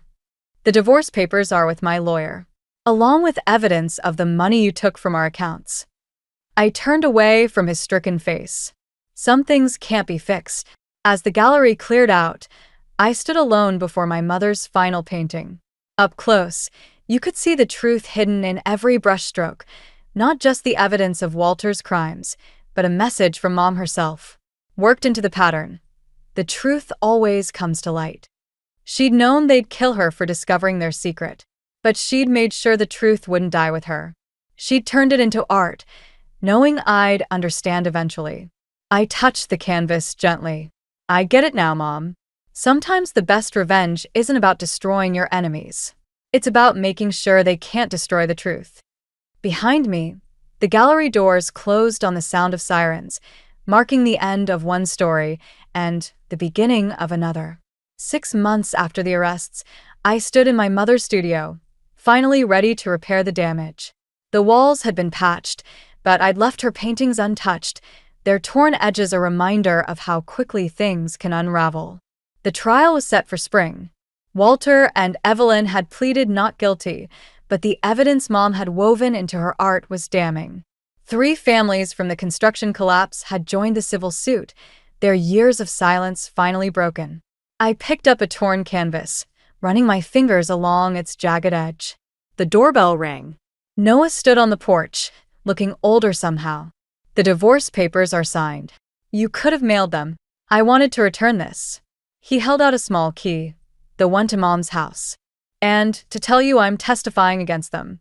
The DA offered a deal. I took the key without touching his hand. Why now? Because your mother deserved better. You deserved better. He shifted uncomfortably. They found more evidence in Dad's old files. Other projects, other cover-ups. How many? Too many. He turned to leave, then stopped. I'm sorry I wasn't stronger. I watched him walk away for the last time, feeling nothing but a quiet certainty that I'd made the right choice. Back in the studio, I noticed something odd about the newly patched wall, a slight discoloration near the baseboard. Kneeling down, I pressed against it. A small panel popped open. Inside was a leather-bound journal and another letter in Mom's handwriting. My dearest Harper, if you're reading this, you've already learned the hard truth about strength, that it often comes from standing alone. The journal contains everything I couldn't put into my paintings. But more importantly, it contains the story of how I learned to stand up for myself. You'll find the deed to the gallery in here too. I bought it years ago under a different name. It's yours now. The Prescotts never knew about it. Some secrets are meant to protect, not harm. Remember, art isn't just about beauty. Sometimes it's about showing the world what others try to hide. All my love, Mom. I opened the journal, recognizing the names of other construction projects, other families who'd lost loved ones. Mom hadn't just documented Walter's crimes. She created a record of every voice that had been silenced. My phone buzzed with a text from Marcus. 3 more families have come forward. You were right about the pattern. I looked around the studio, at the torn paintings, the patched walls, the hidden panel that had protected truth when everything else fell apart. Then I pulled out my laptop and started typing. My name is Harper Calloway, and this is a story about justice. Not the kind that comes from revenge, but the kind that comes from refusing to stay silent. The words flowed easily now, telling not just my story or my mother's, but all the stories that had been buried under years of manipulation and fear. The manuscript would take months to complete, but I had time. The truth had waited this long. It deserved to be told right. Later that evening, I hung one of Mom's restored paintings in the gallery, not the one that had exposed Walter's crimes, but a smaller piece I'd never fully understood before. It showed a woman standing alone in a storm, her face turned toward the light breaking through clouds. The plaque beneath it read, "Strength by Clara Calloway." As I locked up the gallery, my phone buzzed again. An unknown number. "You're just like your mother. This isn't over." I smiled, thinking of the journal in my bag, the manuscript on my laptop, and all the stories yet to be told. "No," I whispered to the empty gallery. "It's just beginning." Because Mom was right, some secrets protect, others destroy. The trick is knowing which ones to keep, and which ones need to be transformed into art for the whole world to see. I turned off the lights, leaving the painting of the woman in the storm glowing softly in the darkness. Her face still turned toward the breaking light. Text message arrived while I was chopping onions for dinner. Unknown number, but the words made my knife slip, nearly taking off my fingertip. Ask Sarah about July 15, 1999. Some secrets shouldn't stay buried forever. My name is Lila, and until that moment I'd been rehearsing how to survive another Friday night dinner with my sister-in-law Sarah. Now, standing in my kitchen with shaking hands, I couldn't stop staring at those words on my phone screen. "Everything okay in there?" Ben called from the living room. "Need any help?" "I'm fine," I answered, quickly wiping my eyes. The onions made a convenient excuse for the tears threatening to spill. "Just fighting with these onions." I heard him chuckle, that warm, familiar sound that usually made everything better. But not tonight. Tonight. Those 12 words on my phone screen had cracked something open inside me, something that had been festering for the past 8 years of marriage into the Emerson family. Sarah. Always Sarah. My husband's older sister, who'd made it her mission to remind me at every opportunity that I wasn't really family. That I didn't belong. That my inability to give Ben children somehow made me less worthy of the Emerson name. I glanced at the clock, 5:45 p.m. We needed to leave in 15 minutes to make it to Harold's house by 6:30. Sarah would already be there, probably arranging the flowers just so, making sure everything was perfect for her weekly performance of devoted daughter and sister. My phone buzzed again. Same number. Ask her about the letters in the attic. She'll know. "Ben," I called out, trying to keep my voice steady. "Can you come here for a second?" He appeared in the doorway, all 6 feet of calm reliability. "What's up?" I held out my phone. "Someone's trying to tell me something about your sister." Ben's forehead creased as he read the messages. July 15th, 1999? That would have been right after her graduation. He handed the phone back, shrugging. Probably just someone trying to cause trouble. You know how Sarah can rub people the wrong way. Oh, I knew. But something about these messages felt different. Specific. Deliberate. "Should we ask her about it?" I said, watching his face carefully. "And start World War III? No thanks." Ben kissed my forehead. "Let's just get through dinner. Dad's making his famous pot roast, remember?" I nodded, but my mind was already racing ahead to the evening. Harold's house. The attic. The letters. Would Sarah notice if I slipped away during dinner? Would anyone believe me if I found something? "We should get going," Ben said, grabbing his keys. "You know how Sarah gets if we're late." I followed him to the car, my phone heavy in my pocket. As we backed out of the driveway, another text arrived. "Time's running out. She knows you now." My heart skipped. How could Sarah know anything? I hadn't even known until 20 minutes ago. The drive to Harold's house was quiet, Ben humming along to the radio while I watched the familiar streets blur past. 8 years of these Friday dinners. 8 years of Sarah's subtle digs and perfectly timed insults. 8 years of smiling through the pain of her innocent questions about when Ben and I would finally start a proper family. As we pulled up to Harold's Victorian house, I saw Sarah's Mercedes already parked in the driveway. She stood on the porch, arms crossed, watching us arrive. Even from here, I could see her practiced smile, the one that never quite reached her eyes. "Ready?" Ben squeezed my hand. I nodded, but my phone buzzed one final time. "The truth will set you free." But it might destroy her first. Looking up at Sarah's perfectly composed face, I realized something had shifted. For the first time in 8 years, I wasn't walking into her arena as a victim. I was walking in armed with something she didn't want anyone to know. And suddenly, Friday night dinner didn't seem so daunting anymore. Dinner started exactly how I expected, with Sarah's perfectly rehearsed smile and Harold's attempts to keep everyone happy. What I didn't expect was how quickly it would all unravel.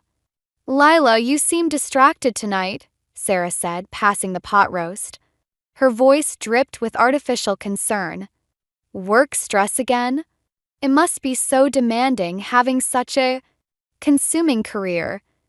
I caught the emphasis on consuming. Another dig about my choices, my inability to have children.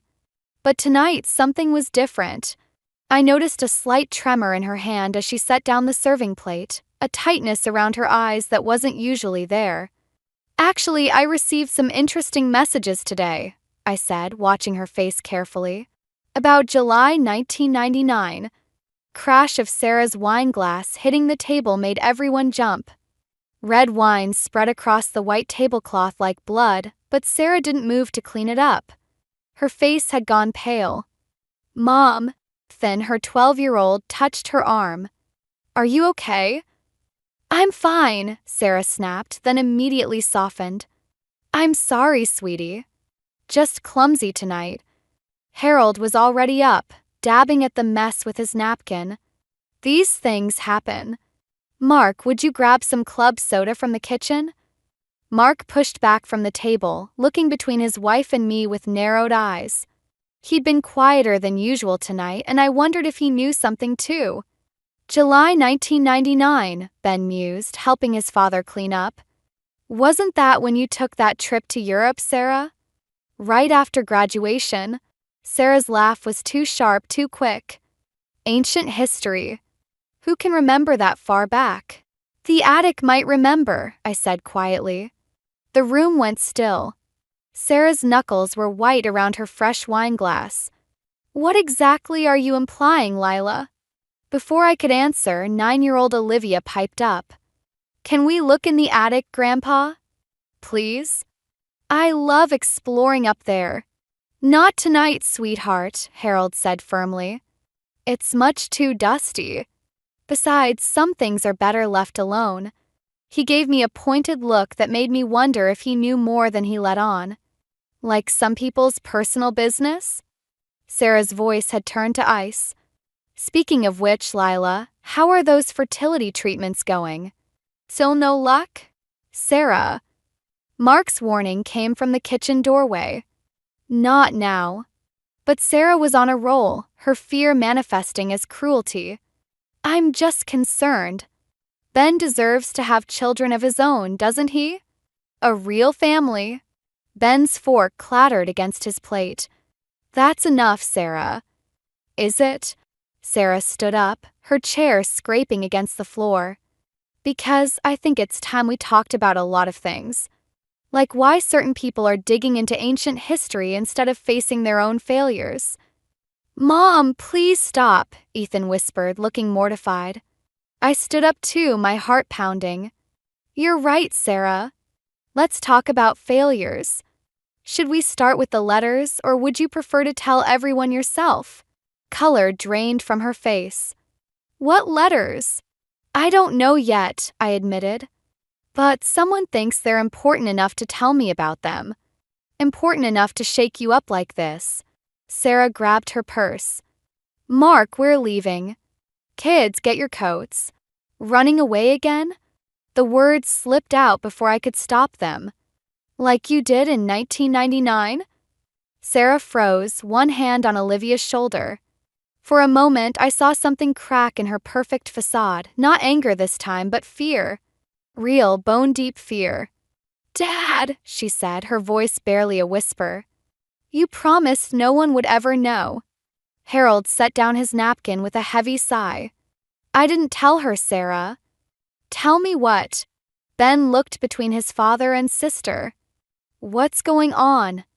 But Sarah was already herding her children toward the door, Mark following with a troubled expression. As they left, my phone buzzed again. The message made my blood run cold. "Check the loose floorboard under the window. Sarah's not the only one with secrets.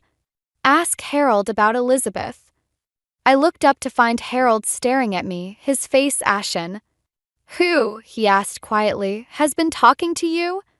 The name Elizabeth hung in the air between us, unspoken but somehow changing everything.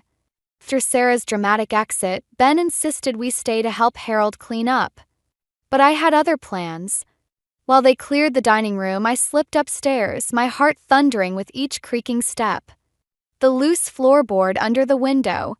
20 years of dust coated everything in the attic, but moonlight streaming through the circular window made the spot easy to find.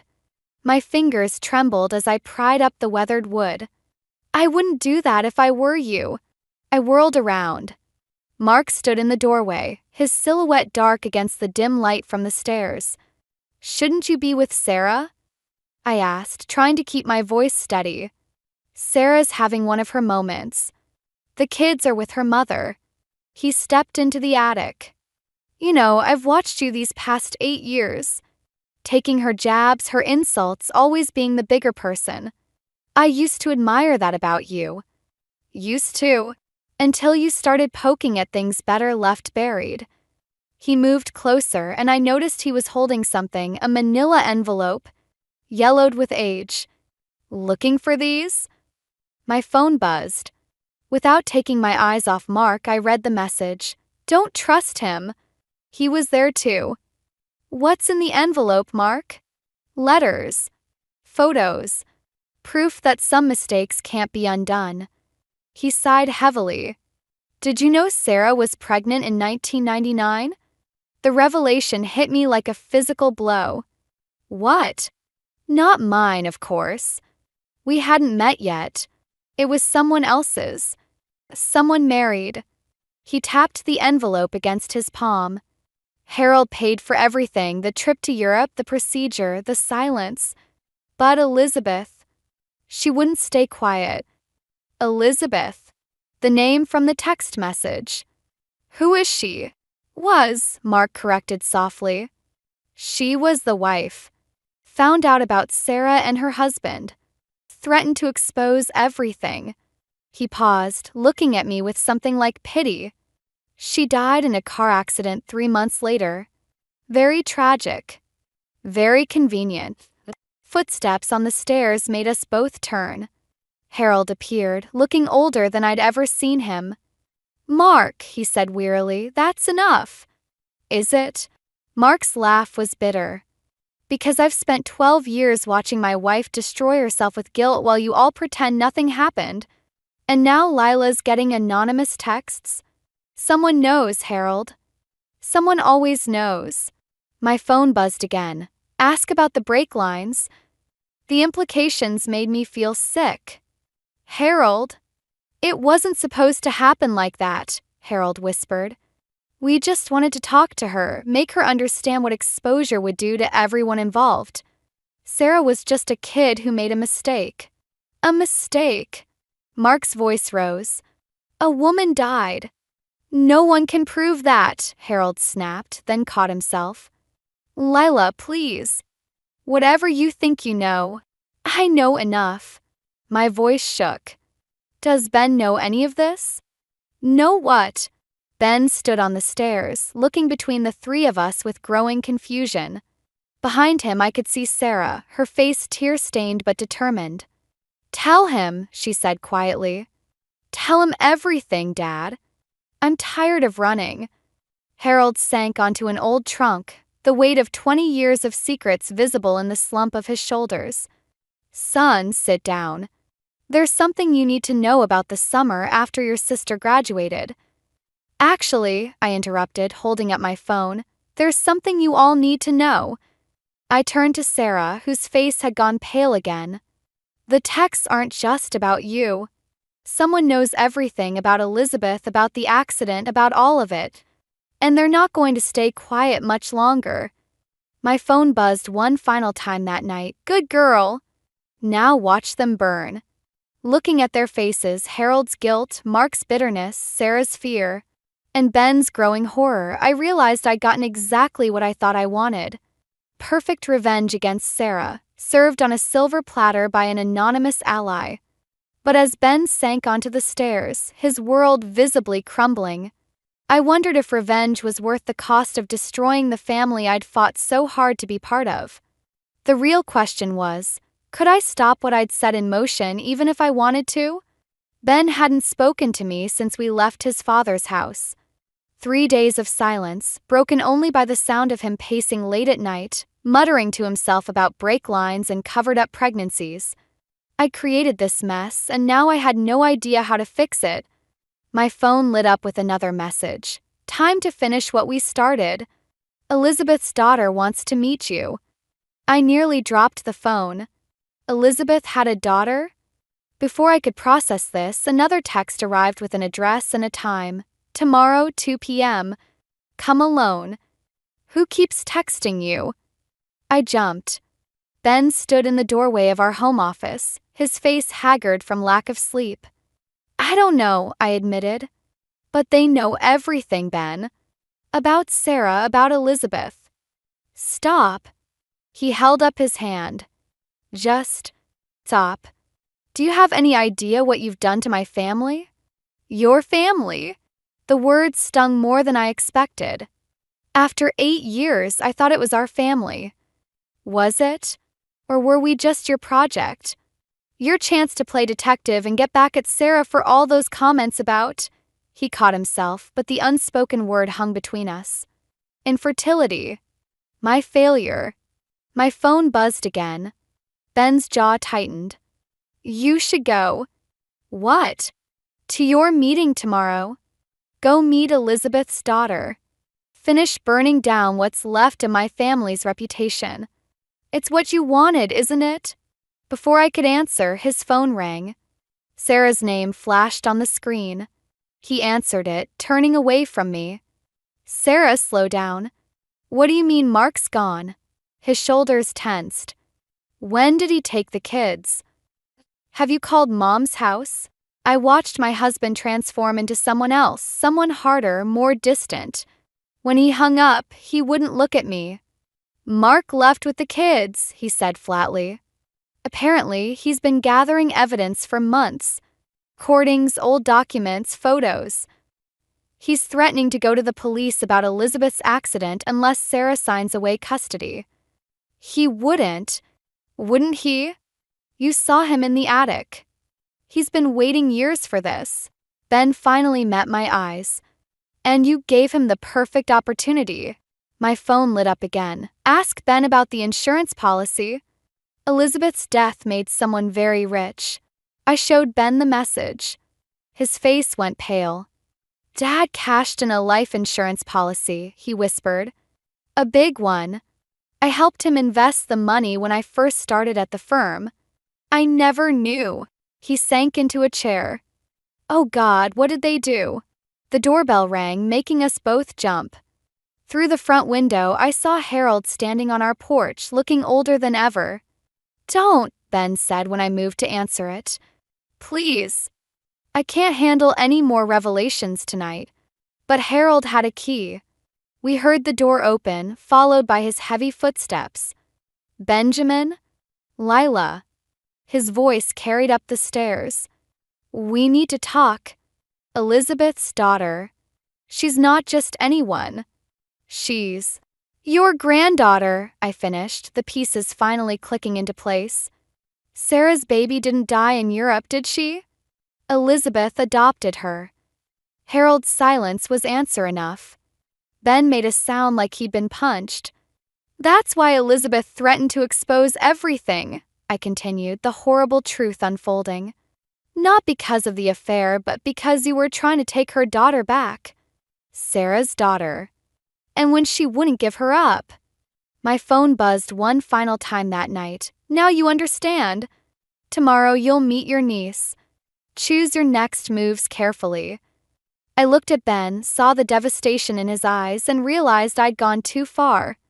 In my quest for revenge against Sarah, I'd uncovered something far darker than family spite. This wasn't about petty insults anymore. This was about murder, theft, and a child caught in the middle. The question was, what would that child want from us now? Cafe was exactly where the text said it would be, a quiet place on the edge of town, far from prying eyes. I arrived early, watching each person who walked through the door, wondering which one was Elizabeth's daughter. My niece. The thought made my hands shake. A young woman with Sarah's eyes slid into the seat across from me. You must be Aunt Lila. Rachel. The name felt strange on my tongue, this person who had existed in shadows until now. Actually, it's Grace. She smiled, but it didn't reach her eyes. Grace Elizabeth Chen. Mom, my real mom, she gave me that name before they killed her. My phone buzzed. Grace pulled out her own phone, showing me the screen.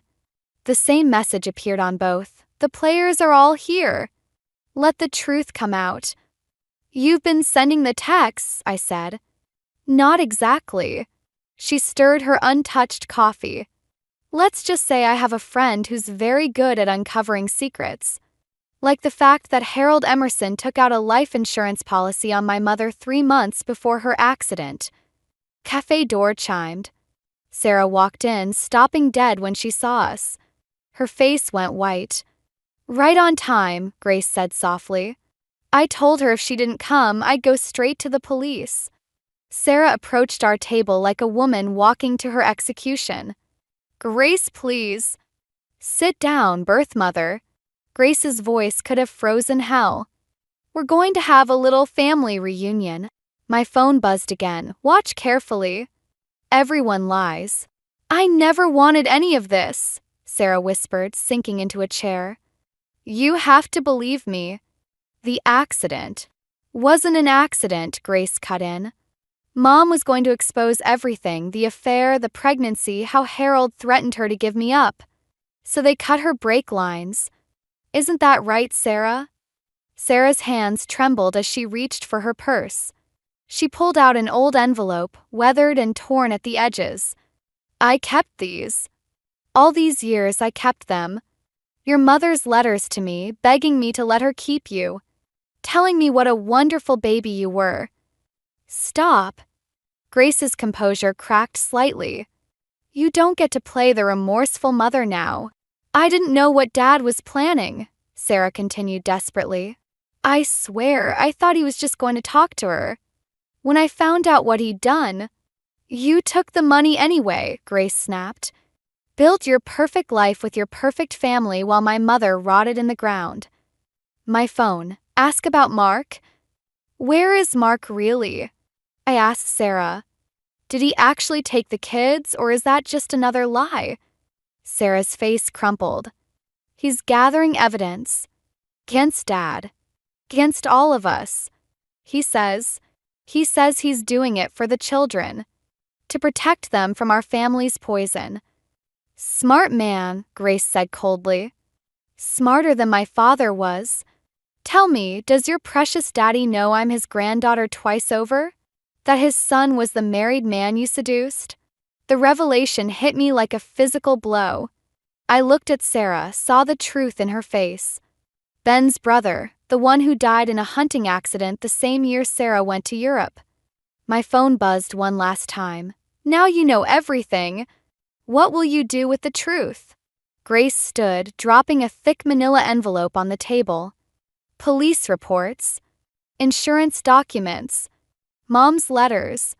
Everything they need to reopen the case. Choice is yours, Aunt Lila.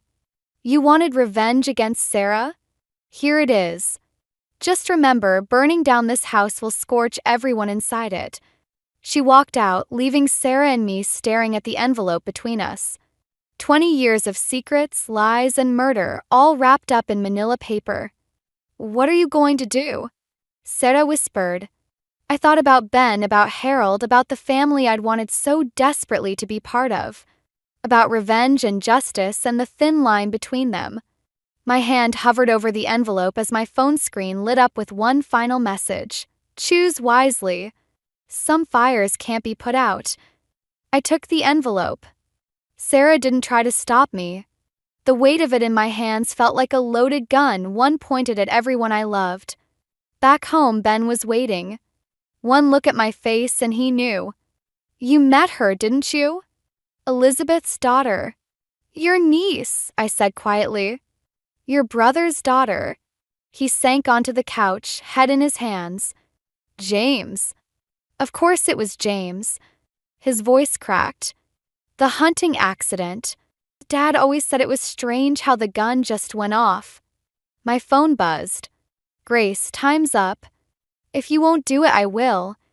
She's going to the police, I told Ben. About Elizabeth's murder, the insurance money, everything. Mark's already gathering evidence. Evidence of what exactly? Harold's voice made us both jump. He stood in our doorway, looking somehow both frail and dangerous. The past should stay buried, Lila.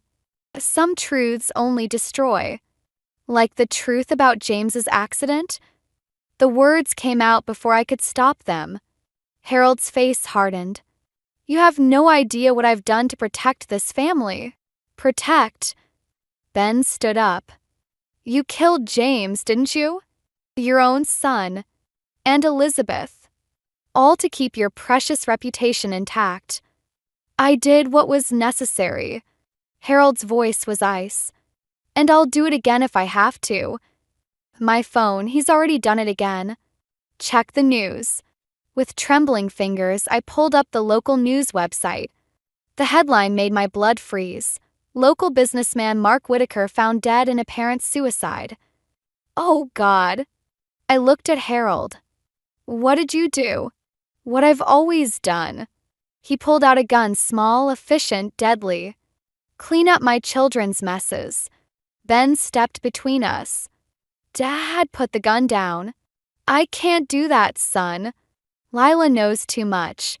Grace knows too much. Sometimes pruning the family tree is the only way to save it. My phone buzzed one last time. Run! I bolted for the back door, hearing Ben struggle with his father behind me. A shot rang out. Something crashed. I didn't look back. Sarah was waiting in her car around the corner, engine running. Get in. Mark. Wasn't suicide. I know. Her eyes were red but determined. He was going to expose everything. About James, Elizabeth, all of it. Dad found out. Another shot echoed from the house. Sarah flinched but didn't move. We have to help Ben, I said. Ben's dead. Grace's voice came from the back seat, making me jump. Just like my mother. Just like my father. Just like Mark. The Emerson family tree is rotted to the core.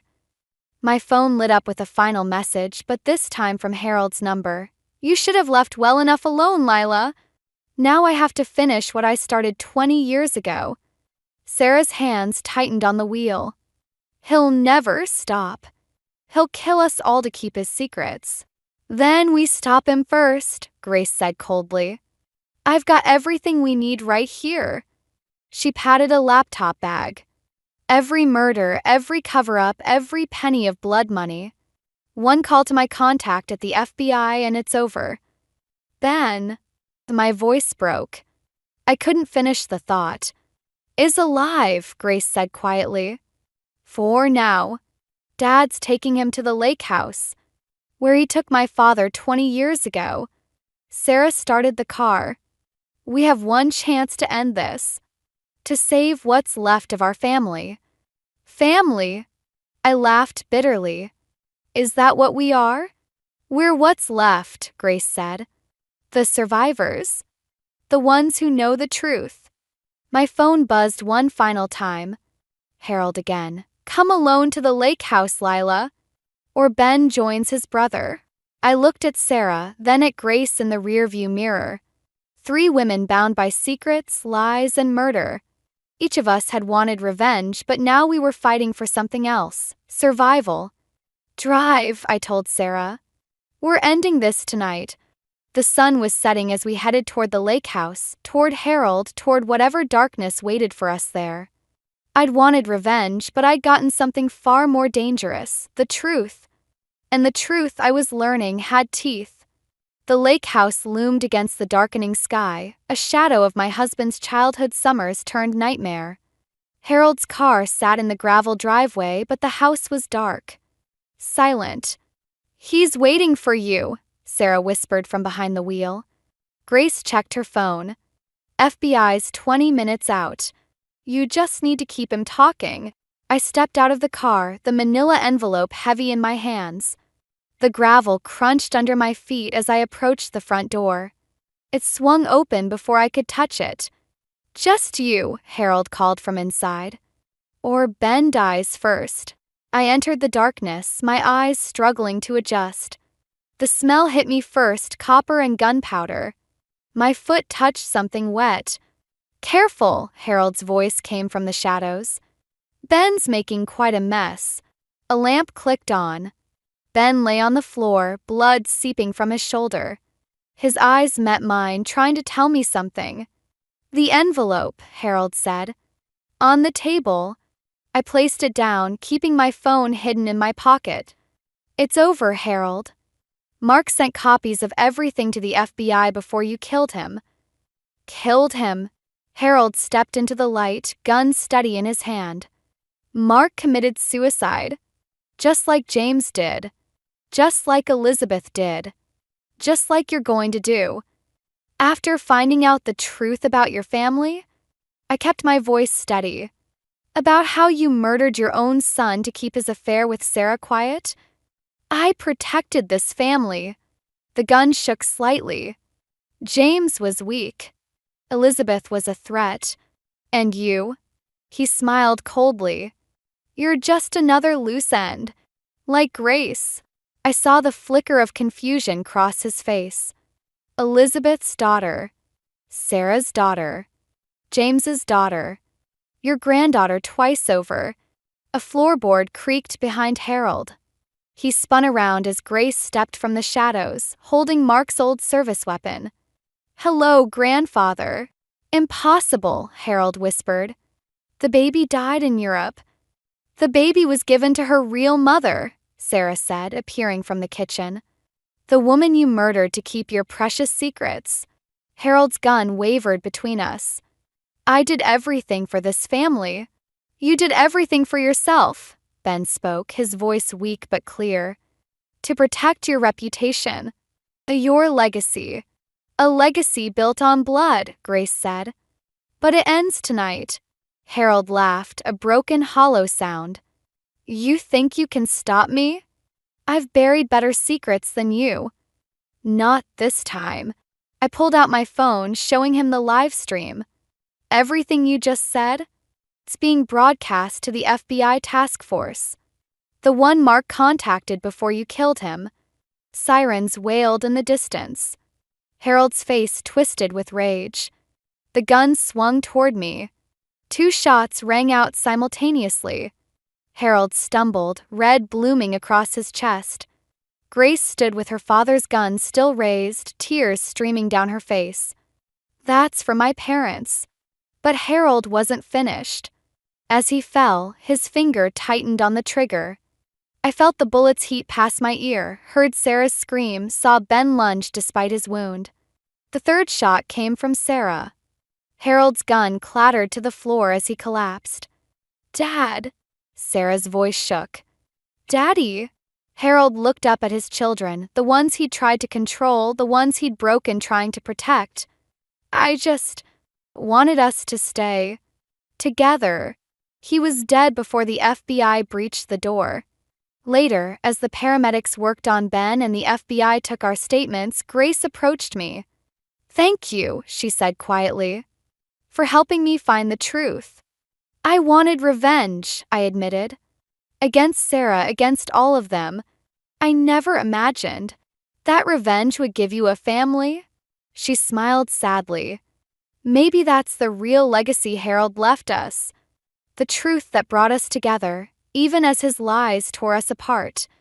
Sarah joined us, watching the coroner's van drive away. What happens now? Now, I said, we try to heal. Together.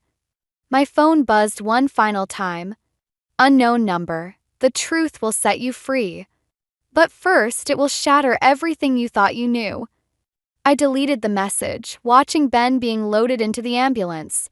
Sometimes I realized the family you find in the ashes of revenge is stronger than the one that burned. 6 months after Harold's death, we gathered at the lake house again. Not to bury secrets this time, but to heal them. Ben's shoulder had healed cleanly. Sarah had moved in with her kids temporarily while dealing with Mark's estate. And Grace? Grace had become the bridge none of us expected, connecting the broken pieces of our family with a strength that reminded me of Elizabeth. The renovations are almost done, Ben said, watching Ethan and Olivia skip stones across the lake. Grace thinks we should turn it into a summer home for all of us. All of us. I looked at him, surprised. Family is family, Sarah said, joining us on the deck. Even the parts we tried to forget. She'd changed these past months. The sharp edges had softened, though the grief still showed in quiet moments. Mark's death had been ruled a murder, Harold's actions exposed. The truth had cost us dearly, but the price of secrets had been higher. Grace emerged from the house carrying a box. Found these in the attic. I think it's time we looked through them properly. Inside were photos, letters, memories Harold had tried to bury. James and Sarah as teenagers. Elizabeth holding baby Grace. Mark's police academy graduation. My wedding to Ben. A family built on love and lies now being rebuilt on truth. Mom, Olivia picked up a photo of Elizabeth. Was she my sister too? Sarah's hands trembled as she took the photo. No, sweetheart. But she gave us Grace. And that makes her family. Family's complicated, Ethan said with the wisdom of his 12 years. But that's okay, right? Right, Ben squeezed my hand. Sometimes the best families are the ones we choose to keep, even after we know all their secrets. My phone buzzed the first time in months. Unknown number, the truth set you free. But freedom comes with responsibility. I showed it to Grace. She smiled sadly. My contact at the FBI. They found more of Dad's files. About other families, other secrets he helped bury. That's not our burden, Sarah said firmly. We've paid our price for truth. But had we? I looked at our gathered family, the survivors, the truth seekers, the healers. We'd wanted justice, sought revenge, and found something more complicated, understanding. Actually, I said slowly, maybe it is our responsibility. Not to expose the secrets, but to help those families heal. Like we're healing. Ben nodded. The Emerson Foundation for Family Reconciliation, using Dad's blood money to help other families buried under secrets. Mom, Olivia tugged at Sarah's sleeve. Can we have dinner here every Friday? Like before, but better. Sarah looked at me, then at Grace. 20 years of bitterness dissolved in a single moment of clarity. Yes, she said. Better. As the sun set over the lake, we sat down to our first proper family dinner in the renovated house. No secrets, no lies, no hidden agendas. Just people who'd chosen to remain family even after seeing the worst in each other. My phone buzzed one final time. Every ending is just another beginning. Watch for the signs. I deleted the message without sharing it. Some mysteries were better left for another day. Tonight was for healing, for family, for the quiet victory of truth over secrets. Grace raised her glass. To Elizabeth and Mark, she said softly, who gave their lives for the truth. To James, Sarah added, her voice steady, who loved too deeply and paid the price. To Harold, Ben said, surprising us all, who taught us how not to protect a family. I looked around the table. At Ben's quiet strength, Sarah's hard-won wisdom, Grace's fierce loyalty, and the children who would grow up knowing both the cost and value of truth. To us, I said finally, the family we chose to become. As we ate, laughed, and shared stories both painful and healing, I realized that revenge hadn't given me what I wanted. The truth had. And sometimes the truth was both the wound and the medicine, the poison and the cure. The lake house lights reflected on the water like stars, guiding us home to each other, one honest moment at a time. I never expected my life to implode over a celebratory dinner. Funny how the universe has a way of pulling the rug out just when you think you've got everything figured out. My name is Avery, and until last night, I thought I had the perfect marriage. 15 years with my college sweetheart, Elliot, and we'd finally paid off our mortgage. I'd spent the afternoon preparing his favorite meal, beef Wellington with roasted vegetables. His father Henry was coming over to celebrate with us, and I wanted everything to be perfect. The first sign something was wrong came when Elliot texted that he'd be slightly delayed. He was usually punctual to a fault. Henry arrived first, bringing an expensive bottle of champagne and his trademark bear hug. "Where's that son of mine?" Henry asked, helping me arrange the table settings. "Running late," I said, checking my phone again. He said he'd be here soon. The Wellington was starting to dry out when we finally heard Elliot's key in the lock. But the footsteps in the hallway sounded different. There were 2 sets. "Sorry I'm late," Elliot called out. "I brought someone I'd like you both to meet." I stepped into the hallway, wiping my hands on my apron. That's when I saw her, tall, willowy, probably mid-20s. She had the kind of effortless beauty that made my carefully applied makeup feel like a child's finger painting. "This is Sienna," Elliot said, his hand resting on the small of her back. Something in his tone made my stomach drop. My future wife. The silence that followed was deafening. I stood there, trying to process his words while simultaneously wondering if I'd somehow slipped into an alternate reality. Henry's champagne glass shattered on the hardwood floor. "What the hell are you talking about, son?" Henry's voice was dangerously quiet. Elliot straightened his shoulders, pulling Sienna closer. "I've filed for divorce. Sienna and I are getting married as soon as it's finalized." I watched as if from outside my body as Sienna extended her hand toward me, a diamond ring catching the light. "I'm so sorry you had to find out this way," she said, her voice dripping with rehearsed sympathy. "Elliot wanted to tell you privately, but I insisted on being here. I thought it would be..." Kinda. Henry's face had turned an alarming shade of red. "You thought ambushing my daughter-in-law at a family celebration would be kinder?" "Dad, please," Elliot cut in. This isn't about you. "Avery and I have grown apart. These things happen." I found my voice then, though it came out barely above a whisper. "Grown apart? When exactly did we grow apart, Elliot? Between breakfast this morning when you kissed me goodbye, or lunch when you texted to say you loved me?" Sienna shifted uncomfortably, but Elliot's face remained impassive. "I've already moved most of my things to Sienna's place. I'll come by tomorrow to get the rest." The smell of burning meat finally registered. The Wellington was ruined. Just like my marriage. Just like the life I thought I had. "The house," I managed to say. "We just paid it off. We'll sell it," Elliot replied smoothly. "Split the proceeds. It's only fair." Henry stepped forward, positioning himself between us. "Fair? You want to talk about fair, son? After this little stunt?" But Elliot was already turning away, guiding Sienna toward the door. "We should go. My lawyer will be in touch, Avery." As they left, I caught Sienna glancing back at me. Something unreadable in her expression. Was it guilt? Triumph? I couldn't tell. But I did notice how her hand trembled slightly as she gripped Elliot's arm. Henry's warm hand found my shoulder. "We'll fight this, sweetheart. Whatever it takes." I nodded, still staring at the door where my husband had just walked out with his future wife.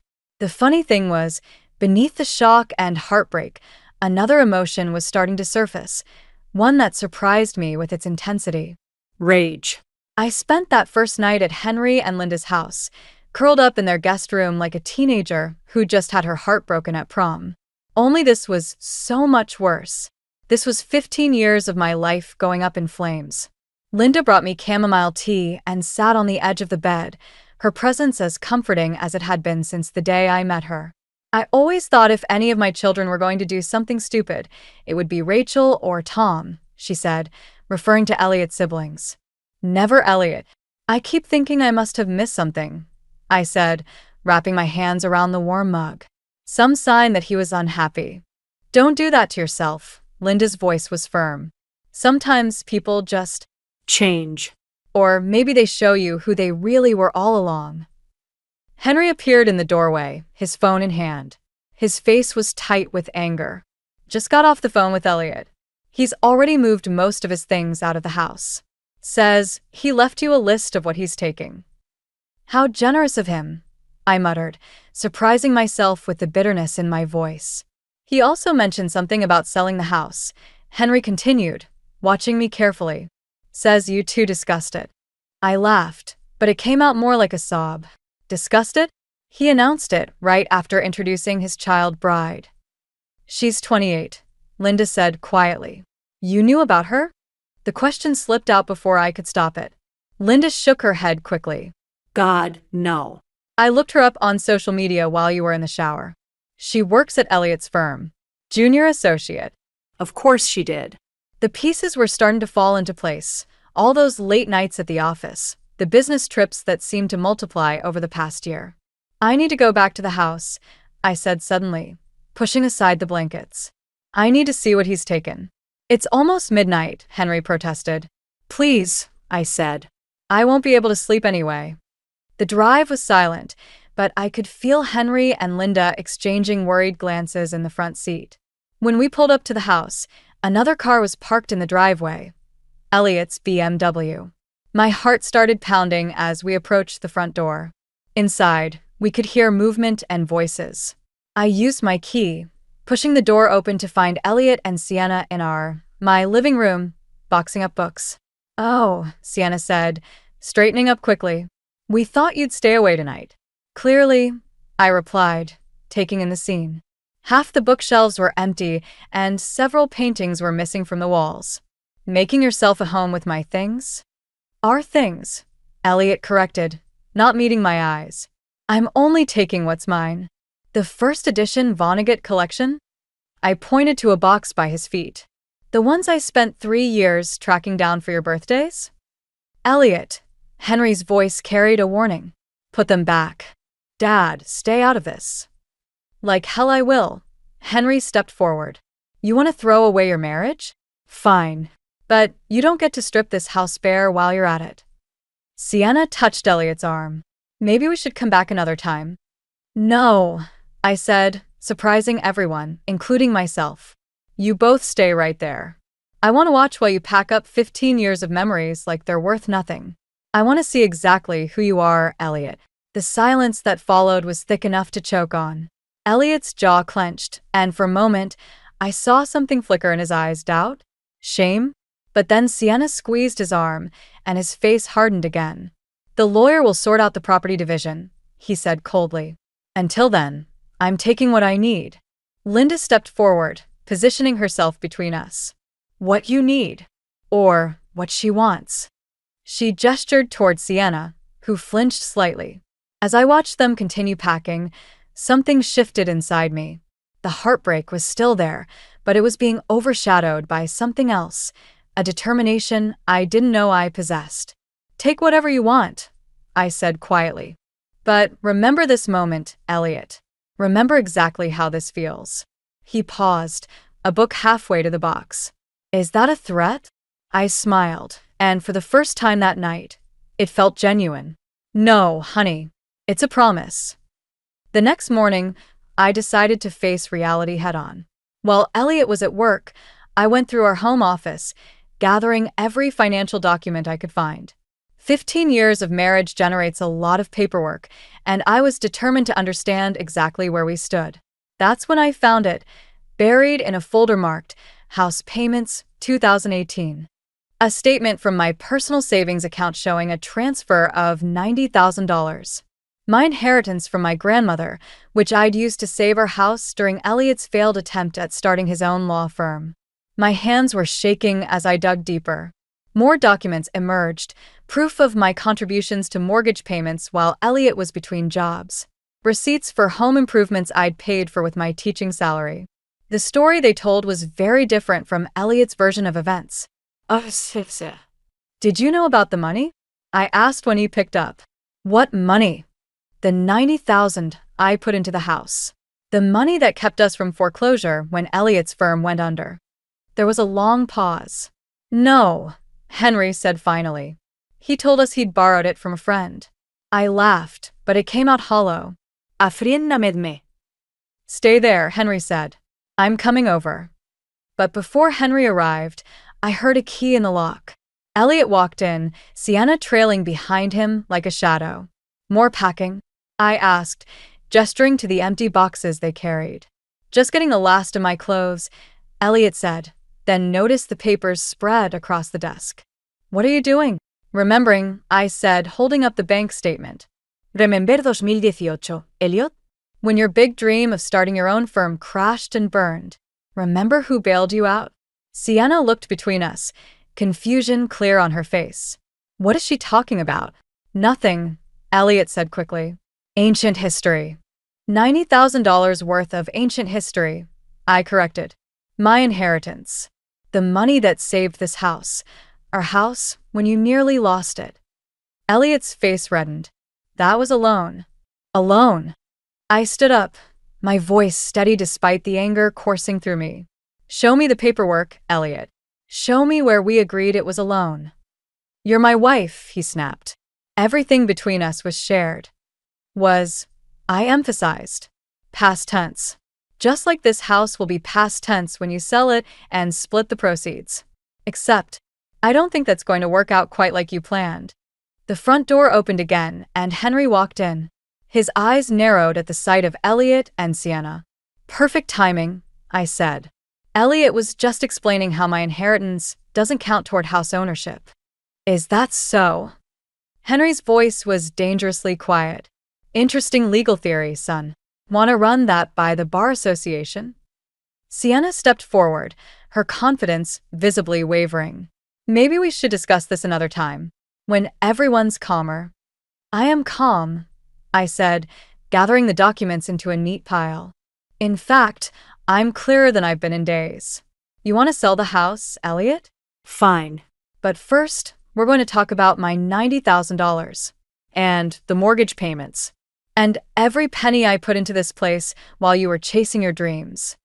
You can't prove, Elliot started. Actually, Henry interrupted, she can. And she will. I've already called my lawyer. He's very interested in these documents. The color drained from Elliot's face. For the first time since this nightmare began, I saw real fear in his eyes. This isn't what we discussed, Sienna said quietly to Elliot. You said it would be simple. I smiled, feeling a strange sense of satisfaction. Nothing's ever simple when you build your happiness on someone else's pain, Sienna. That's a free lesson for you. As they left, without the boxes they'd brought, I caught a glimpse of my reflection in the window. The woman staring back at me looked different somehow. Stronger. More determined. Henry squeezed my shoulder. You okay? No, I admitted. But I will be. And so will my house.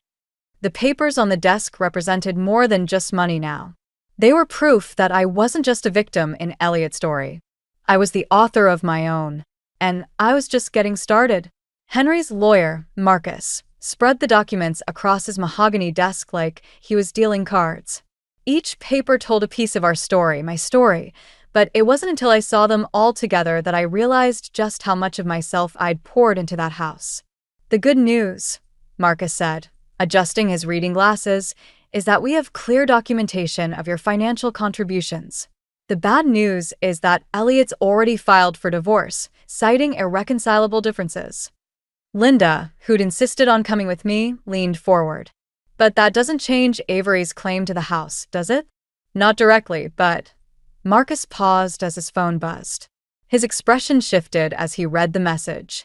Well, this is interesting. Elliot just listed the house for sale. My stomach dropped. He can't do that without my signature. Actually, he can. He's listed his intention to sell his portion of the property. And he's already received an offer. I gripped the armrests of my chair, trying to steady myself. From who? The buyer's name is redacted, but the offer is well above market value. Marcus removed his glasses. This feels calculated, Avery. Like someone's trying to force your hand.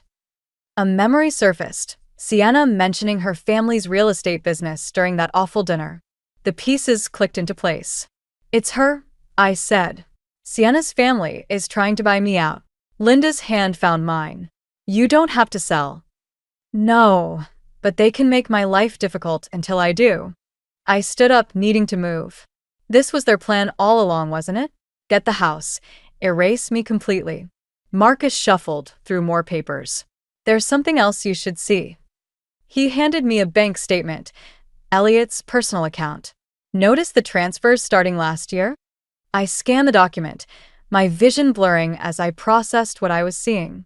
Regular transfers to an offshore account, starting just after I'd received my second inheritance following my aunt's death. He's been moving money, I whispered. My money. We can't prove it yet, Marcus said gently. But the timing. The timing is exactly when I told him about Aunt Sarah's inheritance. My laugh sounded hollow even to my own ears. He wasn't just planning to leave me. He was stealing from me. Linda stood up, her face flushed with anger. That son of a... A knock at the door interrupted her. Henry entered, looking grave. Sorry I'm late. I just had an interesting conversation with Rachel. Elliot's sister? I asked. What did she say? Apparently, Sienna's been bragging at work about their plans for the house. They're going to tear it down, build something new. She called it erasing the past to build their future. The room spun slightly. That house wasn't just property.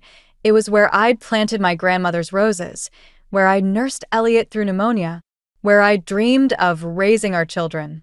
No, I said, surprising myself with the firmness in my voice. They don't get to erase me.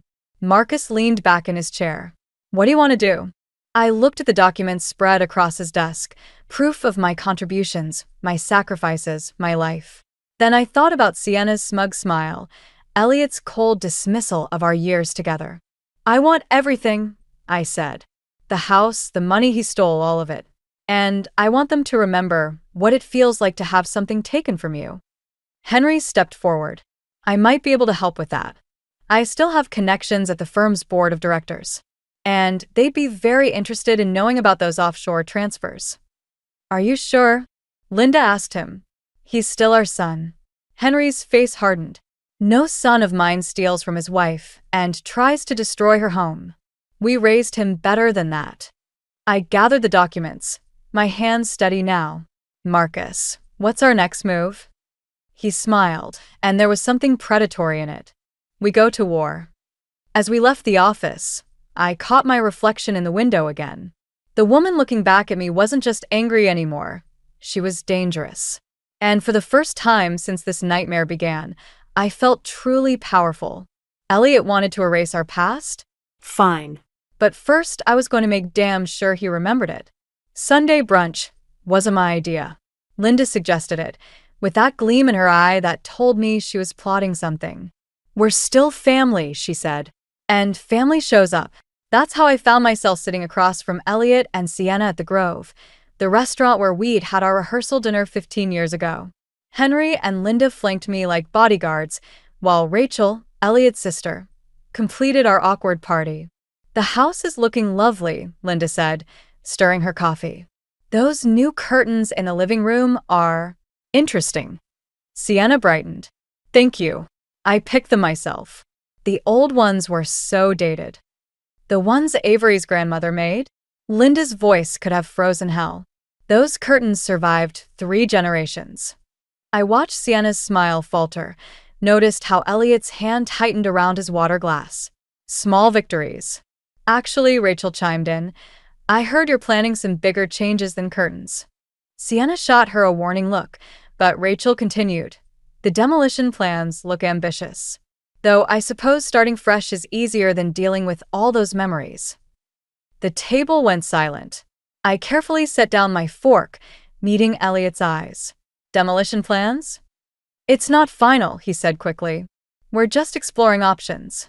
Options that include destroying the house my grandmother helped us buy. My voice remained steady, even as my hands shook under the table. The house where your father taught you to fix that squeaky floorboard in the hallway? Where your mother planted her prize-winning roses? Those roses are half dead anyway, Sienna interjected. The whole garden needs those roses.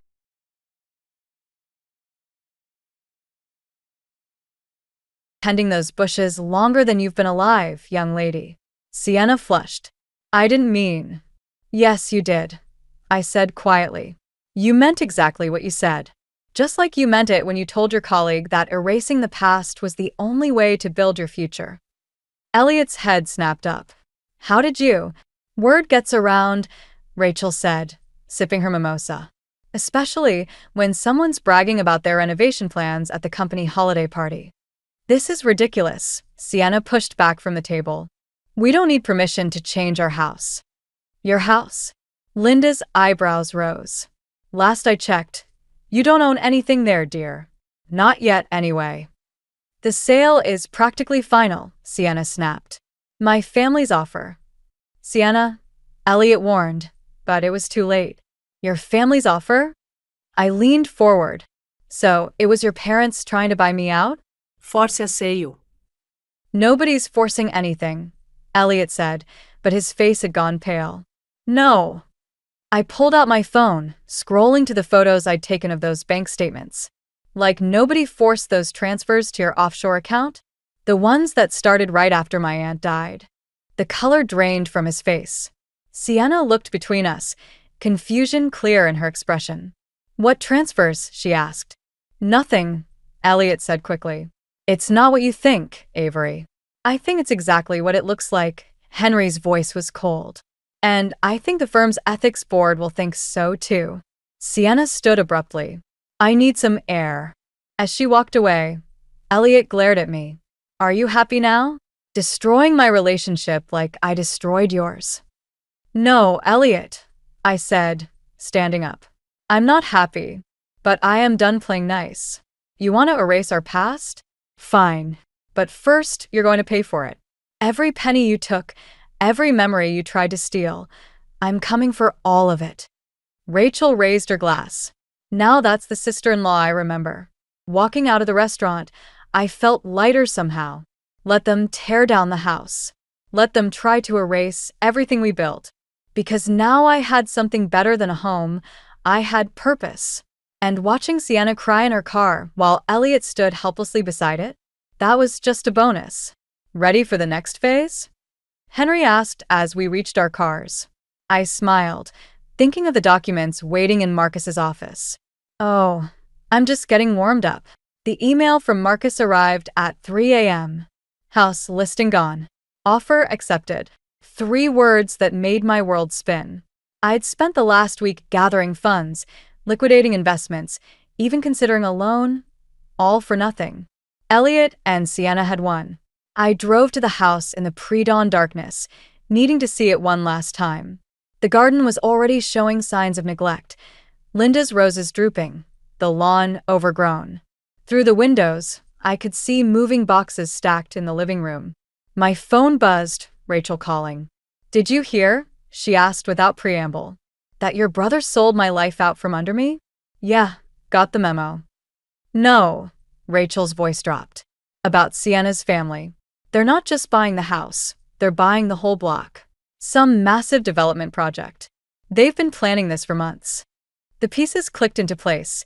Elliot's sudden interest in Sienna, the rushed divorce, the offshore accounts. He knew, I whispered. He knew all along. There's more, Rachel hesitated.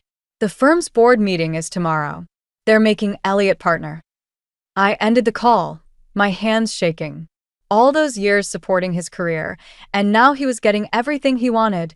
The promotion, the younger wife, the fresh start. While I sat in my car, watching the sun rise over the home, I was about to lose. A tap on my window made me jump. Henry stood there holding 2 coffee cups. Thought I'd find you here, he said, handing me one as I got out. Linda's worried sick. I'm fine, I lied, wrapping my hands around the warm cup. Sure you are. He leaned against my car. That's why you're sitting outside your house at dawn, looking like you haven't slept in days. It's not my house anymore. No. Henry pulled out his phone, showing me an email. Because according to this, the Brooks family's offer just fell through. Something about irregularities in their financing. I straightened. What? Turns out some anonymous source tipped off their investors about certain ethical concerns. The whole deal's on hold pending investigation. How did you? I may be retired, Henry smiled, but I still know how to make a few calls. The house goes back on the market today. For a moment, hope flickered. Then reality crashed back. I still can't afford it. Not alone. Who said anything about a loan? He handed me another document, a bank statement showing a transfer from his retirement account. Linda and I talked it over. Consider it an early inheritance. Henry, I can't. You can and you will. His voice was firm.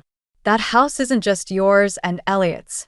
It's where Linda nursed me through cancer, where we celebrated every Christmas, where our grandchildren were supposed to play someday. He paused. Family protects family, even from itself. A car pulled into the driveway. Elliot's BMW. He got out looking disheveled, Sienna nowhere in sight. What are you doing here? He demanded, storming over. Saying goodbye. I replied, taking a sip of coffee. Unless. Unless what? Unless you'd like to hear my offer. He laughed, but it sounded hollow. Your offer? With what money? With the money you stole from me, I said quietly. Plus interest. Plus en riesse retirement fund. Plus everything I've saved while you were playing house with Sienna. The color drained from his face. You're bluffing. Try me. I stepped closer. Or we can discuss those offshore accounts with the ethics board tomorrow, right before your partner announcement. You wouldn't. Wouldn't I? You took everything from me, Elliot. My marriage, my future, my trust. But this house. I gestured to the building behind us. This is where I draw the line. He stared at me for a long moment, then at his father. Finally, his shoulders slumped. How much? As we hammered out the details, I watched the sun climb higher, casting long shadows across the lawn. Linda's roses seemed to straighten in the morning light, as if they knew they weren't going anywhere after all. Sometimes rock bottom isn't where you end. Sometimes it's where you finally find solid ground to push back up. And I was done falling. The ethics board meeting was scheduled for 9, but I arrived at the firm by 8, settling into the lobby with a cup of coffee and the morning paper. I wasn't there to attend, just to watch the aftermath. Rachel texted updates from inside. Board reviewing evidence now. Elliot looks like he's about to throw up. Good. At 8:45, Sienna burst through the lobby doors, her designer heels clicking against the marble floor. She stopped short when she saw me. What are you doing here? I folded my paper carefully. Waiting. For what? To see him lose everything. Her voice cracked slightly. Isn't taking the house enough? The house was mine to take back, I said, standing. Just like the partnership was his to lose. You vindictive bit. Careful, I interrupted. Your future father-in-law is about to lose his job. Might want to watch what you say to the person who is proof of your family's illegal development schemes. The color drained from her face. How did you? No. About how your family pressured other homeowners. About the falsified environmental reports. I smiled. Let's just say Rachel isn't the only one who pays attention at office parties. The elevator dinged, and Henry stepped out, his face grim. It's done. Sienna rushed past him toward the boardroom. Through the lobby windows, I could see Elliot emerging from the building's side entrance, his tie loose, his jacket missing. Go, Henry said softly. End this. I found Elliot in the parking garage, sitting on the concrete steps, his head in his hands. He looked up as I approached, and for the first time since this began, I saw my husband, not the stranger who'd replaced him. Happy now? He asked, his voice hollow. No. I sat beside him, leaving space between us. I wanted you to feel what I felt, to know what it's like to have everything stripped away. But now. I gestured to his defeated posture. It doesn't feel like victory. They're launching a full investigation. The offshore accounts, the development deals, everything. He laughed bitterly. Sienna's family is probably already distancing themselves. Can't have their daughter married to a disgraced lawyer. Is that what you wanted? To be part of their world. I wanted. He paused, struggling. I wanted to be more than the scholarship kid who married his college sweetheart. More than the son who needed his father's connections to get ahead. So you became the man who betrayed everyone who loved him instead. He flinched. I never meant. To hurt me? To steal from me? To destroy your home. I stood up. The funny thing is, Elliot, you already were more. You were the man I believed in. The partner I supported. The person I trusted most in the world. Avery. But that man's gone now. I reached into my bag, pulling out an envelope. These are the original documents, the bank transfers, the development plans, everything. The board has copies, but these are yours. He took the envelope with trembling hands. Why? Because revenge doesn't taste as sweet as I thought it would. And because the man I married deserves one last chance to do the right thing. The right thing. Tell the truth, Elliot. About everything. The money, the schemes, all of it. Give people back their homes. Start over. He stared at the envelope for a long moment. And what about us? There is no us anymore. but maybe there can be peace. As I turned to leave, his voice stopped me. The roses, he said. Mom's roses. I told Sienna not to touch them, but she wouldn't listen. I should have fought harder for the things that mattered. I nodded, not turning back. Yes, you should have. The morning sun was bright as I emerged from the garage. Henry waited by my car, his face questioning. It's done, I said. And I looked back at the building, thinking of the man I'd left sitting in the darkness. Sometimes winning feels a lot like losing. Henry squeezed my shoulder. That's how you know you've won the right way. 6 months later, I stood in my garden, pruning Linda's roses back to health. The morning sun cast long shadows across the lawn, and somewhere in the distance, a lawnmower hummed. The newspaper on my porch told the story in black and white. Brooks' development project canceled. Properties returned to original owners. Below that, a smaller headline. Former attorney makes full restitution to fraud victims. I hadn't seen Elliot since that day in the parking garage. Rachel kept me updated. Sienna left shortly after the scandal broke, and Elliot had moved back in with his parents while working to make amends. He'd sold everything he owned to repay what he'd stolen. The mail truck pulled up, and I recognized our regular carrier, Joe, waving as he approached. Special delivery, he said, handing me a thick envelope. Needs a signature. The return address made my heart skip.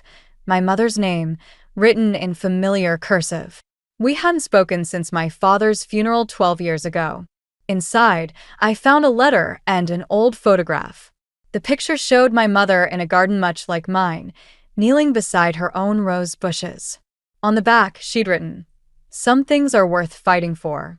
Some things are worth letting go." The doorbell rang as I was reading the letter.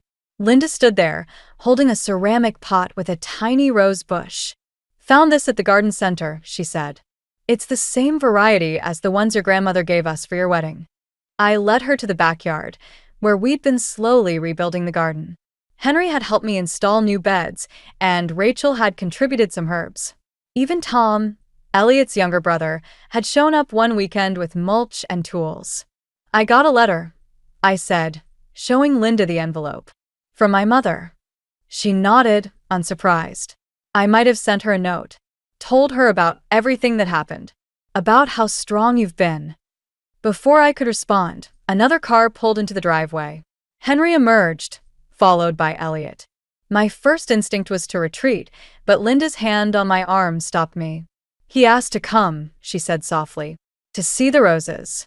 Elliot approached slowly, looking different than I remembered, humbler somehow, more like the boy I'd fallen in love with in college. He carried a small box. "I found these," he said, holding it out, "while packing in my parents' attic. Thought you might want them." Inside were packets of seeds, all carefully labeled in my grandmother's handwriting. Seeds we'd saved together from her garden, planning for our future. "The investigators finished with the offshore accounts," he said quietly. "Everything's been returned. I'm working at a legal aid clinic now, helping people fight predatory development deals." "Good," I said and meant it. "I'm sorry," he added. "Not just for the money or the house. For forgetting who we were. Who I was supposed to be." I looked at the seeds in my hands, then at my mother's letter. Sometimes we have to lose everything to remember what matters. "The roses look better," he observed, glancing at the garden. "They're survivors," Linda said. "Like their caretaker." As they left, Elliot to his new life, Henry and Linda to their Sunday plans, I sat in my garden reading my mother's letter. She wrote about regret, about pride, about the years we'd lost to stubbornness and hurt, about wanting to try again. The final paragraph caught my throat. "I watched you fight for your home, for your dignity, for justice. You're stronger than I ever was. But strength isn't just about fighting. Sometimes it's about knowing when to open the door to second chances." I looked at my grandmother's seeds, at the newly thriving roses, at the home I'd fought so hard to keep. Then I picked up my phone and dialed a number I'd forgotten I still knew by heart. "Mom," I said when she answered. "The roses are blooming again.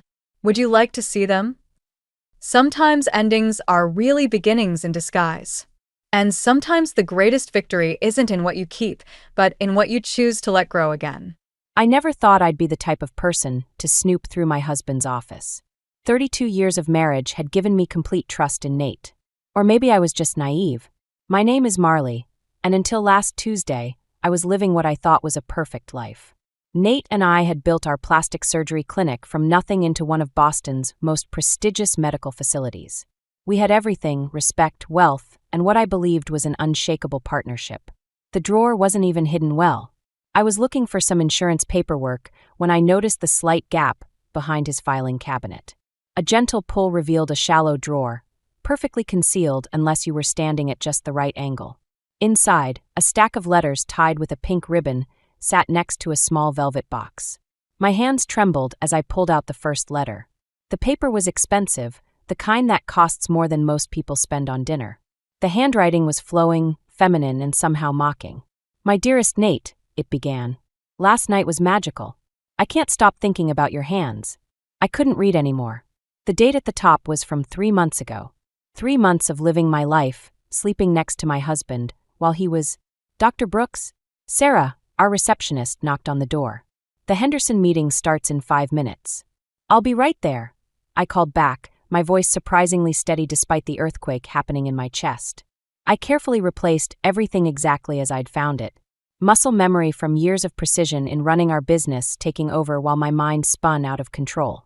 The Henderson meeting. Right. We were supposed to be discussing acquiring their smaller clinic, expanding our practice. Nate would be there, probably sitting next to Elle Monroe, his new assistant.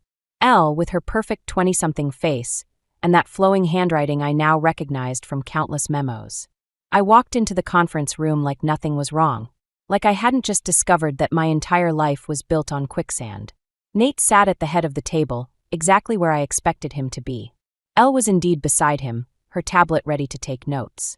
"Marley, sweetheart." Nate smiled at me, the same smile that had won me over in medical school. We were just getting started. I took my seat across from Elle, watching as she tucked a strand of hair behind her ear. Her nails were painted pale pink, matching the ribbon that had bound her letters. The velvet box in the drawer suddenly made horrible sense. I'd seen her admiring a pair of diamond earrings in the window of Tiffany's last month when we'd all gone to lunch together. "The Henderson acquisition," I began, opening my laptop, "represents a significant opportunity for expansion." My voice was clinical, professional. Inside, I was screaming. "Their patient base is exactly what we're looking for," Nate added, leaning forward. "Young, affluent, image-conscious." His eyes flickered to Elle for just a moment too long. The meeting continued, but I was barely present. Instead, I was counting backwards, remembering small moments that suddenly made sense. The late nights at the office. The new cologne. The way he'd started wearing the expensive suits I'd always hated. "I think we should move forward," I heard myself say as the meeting wrapped up. "But I'd like to review the financials one more time." "Always the careful one," Nate laughed, but there was something tight in his expression. "Elle, could you pull those numbers together?" "Of course, Dr. Brooks," she smiled, all perfect teeth and practiced professionalism. I watched them leave together, their shoulders not quite touching. The Henderson acquisition would take months to complete. Months of meetings, planning, and pretending I didn't know what I knew. But that was fine, because now I had time to plan too. I pulled out my phone and called my sister Clara. "Hey," I said when she answered. "Remember when you said I worked too hard? I think it's time I started paying more attention to what's happening in my own house." Clara's house always smelled like cinnamon and disappointment. As I sat at her kitchen counter, watching her methodically wipe already clean surfaces, I could tell she was processing what I'd just told her about Nate and Elle. "Are you absolutely sure?" she finally asked, folding her dishcloth into perfect quarters. "I mean, Nate's always been friendly with his staff. Friendly doesn't usually involve love letters and jewelry from Tiffany's," I replied, my fingers tightening around my untouched coffee mug. Clara sighed, leaning against her pristine countertop. "Have you confronted him?" "Not yet. I need to understand exactly what I'm dealing with first." I pulled out my phone, showing her the photos I'd taken of the clinic's recent financial statements. "Look at these transfers. Every month for the past 6 months, significant amounts moving to an account I've never seen before." "Oh, Marley." Clara's face softened with pity, and something else. Was that relief? "I should tell you. I saw them together last month, at that new wine bar downtown. I thought it was just a work thing, but..." But what? My voice came out sharper than intended. The way he looked at her. I've seen that look before. Clara's hands twisted the dishcloth. Richard used to look at his secretary that way before. I'd almost forgotten about Clara's own brush with infidelity 5 years ago. She'd fought to save her marriage, convinced Richard to go to counseling. Now they lived in this perfect house with its perfect kitchen, pretending everything was perfect. Why didn't you tell me? I asked, though I already knew the answer. Because Nate's been good to this family. He paid for Mom's care facility. He got Jamie that gallery showing. Clara trailed off, looking guilty. I thought maybe I was seeing things that weren't there. The mention of Jamie made my chest tight. Our godson worshipped Nate, saw him as the father figure he'd never had. This would destroy him. Speaking of Jamie, Clara continued, clearly eager to change the subject. He's having another showing next week. Nate and Elle are handling the clinic's sponsorship. What? The coffee mug slipped from my hands, shattering on the immaculate floor. Dark liquid spread across the white tiles like a stain. I'm sorry, I thought you knew. Elle's been coordinating everything with the gallery. She seems very invested in Jamie's career. Of course she was. Jamie was young, talented, and connected to our family. Another stepping stone for her ambitions. As Clara rushed to clean up the mess, her phone buzzed on the counter. I caught a glimpse of the screen, a message from Nate. Need to talk about Marley. You're still in contact with him? I stood up, suddenly feeling like I couldn't breathe in this perfect kitchen with its perfect lies. He's worried about you, Clara defended, quickly turning her phone face down. He says you've been distant, working late, checking the accounts obsessively. So I'm the problem? I laughed, but it came out more like a sob. My husband is having an affair with a woman half his age, stealing from our clinic, and I'm the one everyone's worried about? That's not what I meant. Then what did you mean, Clara? Because it sounds like you're choosing his side. I'm not choosing sides. Clara's composure finally cracked. But someone has to think about the bigger picture. The clinic employs dozens of people. Jamie's career is just taking off. If this becomes public, it will be because of Nate's choices, not mine. I grabbed my purse, heading for the door. And by the way, Richard is still seeing his secretary. I saw them last week at the Four Seasons. But I'm sure your perfect marriage can survive another round of counseling. I left Clara standing in her perfect kitchen, surrounded by coffee stains and shattered illusions. As I drove home, my phone lit up with messages. One from Clara begging me to come back, one from Jamie about the upcoming show, and one from an unknown number. It was a photo of Nate and Elle, clearly taken recently, entering a jewelry store together. The caption read, "Thought you should know. Emily Chun, Radiant Transformations." Well, wasn't that interesting? Emily Chen's office at Radiant Transformations was everything our clinic wasn't: modern, minimalist, and intimidating. I sat across from her, studying the woman who'd sent me that photo of Nate and Elle. "I've been watching your clinic's financial reports," Emily said, sliding a folder across her glass desk. "They make for interesting reading." I opened the folder, my stomach dropping at what I saw. Bank statements, transfer records, property listings, all connecting Nate to a beachfront condo in Miami. The down payment had come from our clinic's accounts. "How did you get these?" Emily's smile was razor-sharp. "Let's just say Elle isn't as loyal to Nate as he thinks. She's been keeping her options open." Of course she had. I thought about the way Elle had been handling Jamie's gallery showing, positioning herself at the center of our social circle. She wasn't just after Nate, she was after everything. Why show me this? Because I respect you, Marley.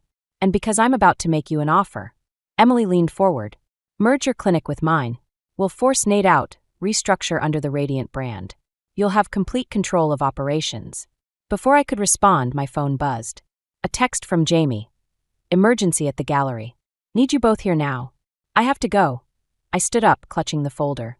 But we're not done talking about this. The gallery was chaos when I arrived. Water was pouring from the ceiling, threatening Jamie's newest collection.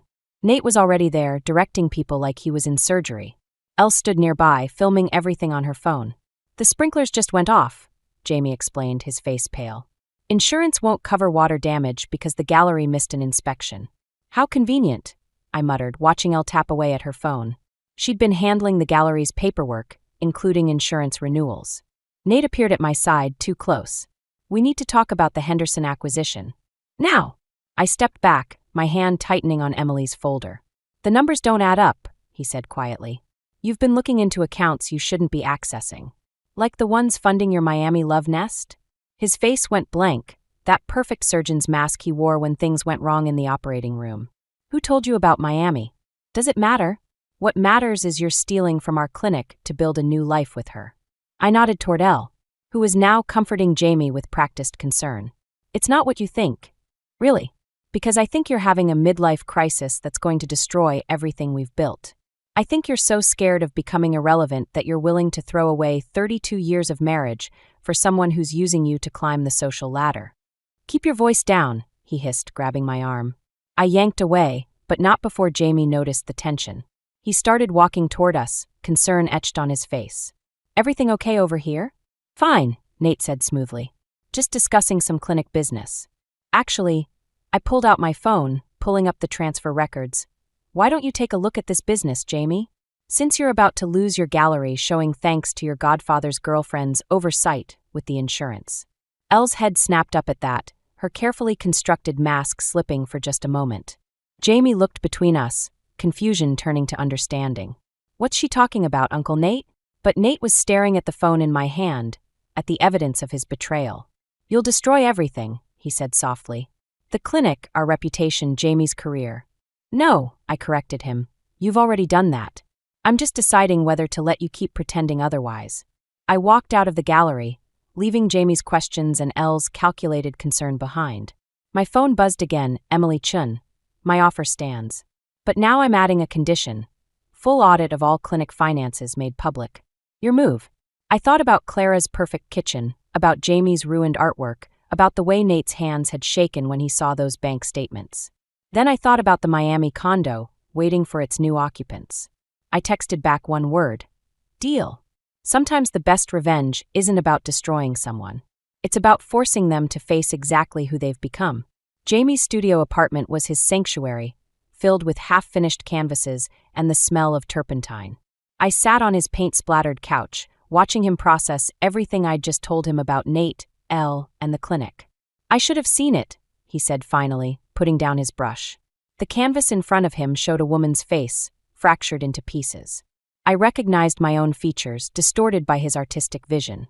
Elle kept asking questions about the family, about the clinic's history. I thought she was just being friendly. We all did. I picked up one of his sketches. Elle's face, captured in perfect detail. She's good at making people see what they want to see.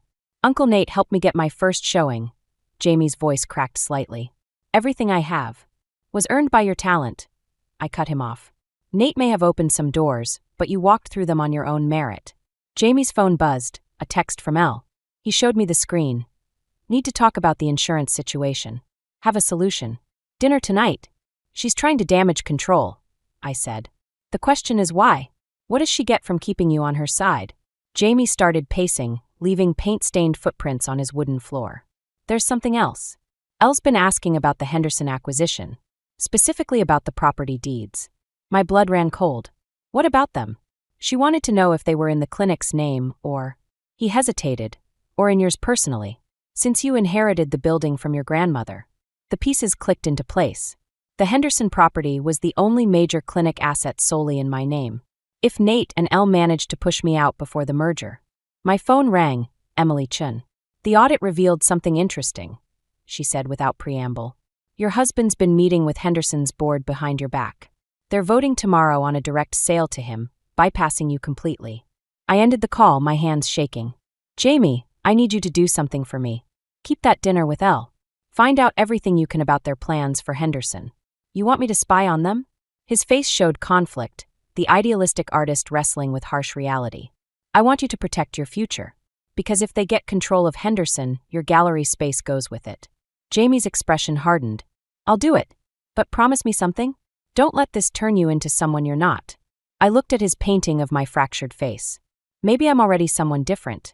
Maybe that's not a bad thing. Later that night, Jamie called. His voice was tight with anger. Let something sleep. They're planning to announce the Henderson deal at my gallery opening next week. She said it would be poetic. The old guard making way for the new. In front of all our friends and colleagues, I said quietly. Maximum humiliation. There's more. She showed me the property transfer papers. They're already drawn up, just waiting for signatures. I cannot. He's using my show to legitimize their relationship. to make it seem like the family approves. I thought about Emily's offer, about Clara's warnings, about 32 years of building something just to watch it be stolen by calculated innocence and practiced charm. Jamie, I said carefully, how would you feel about moving your show to Radiant Transformations Gallery space? Dr. Chun has been looking for ways to support local artists.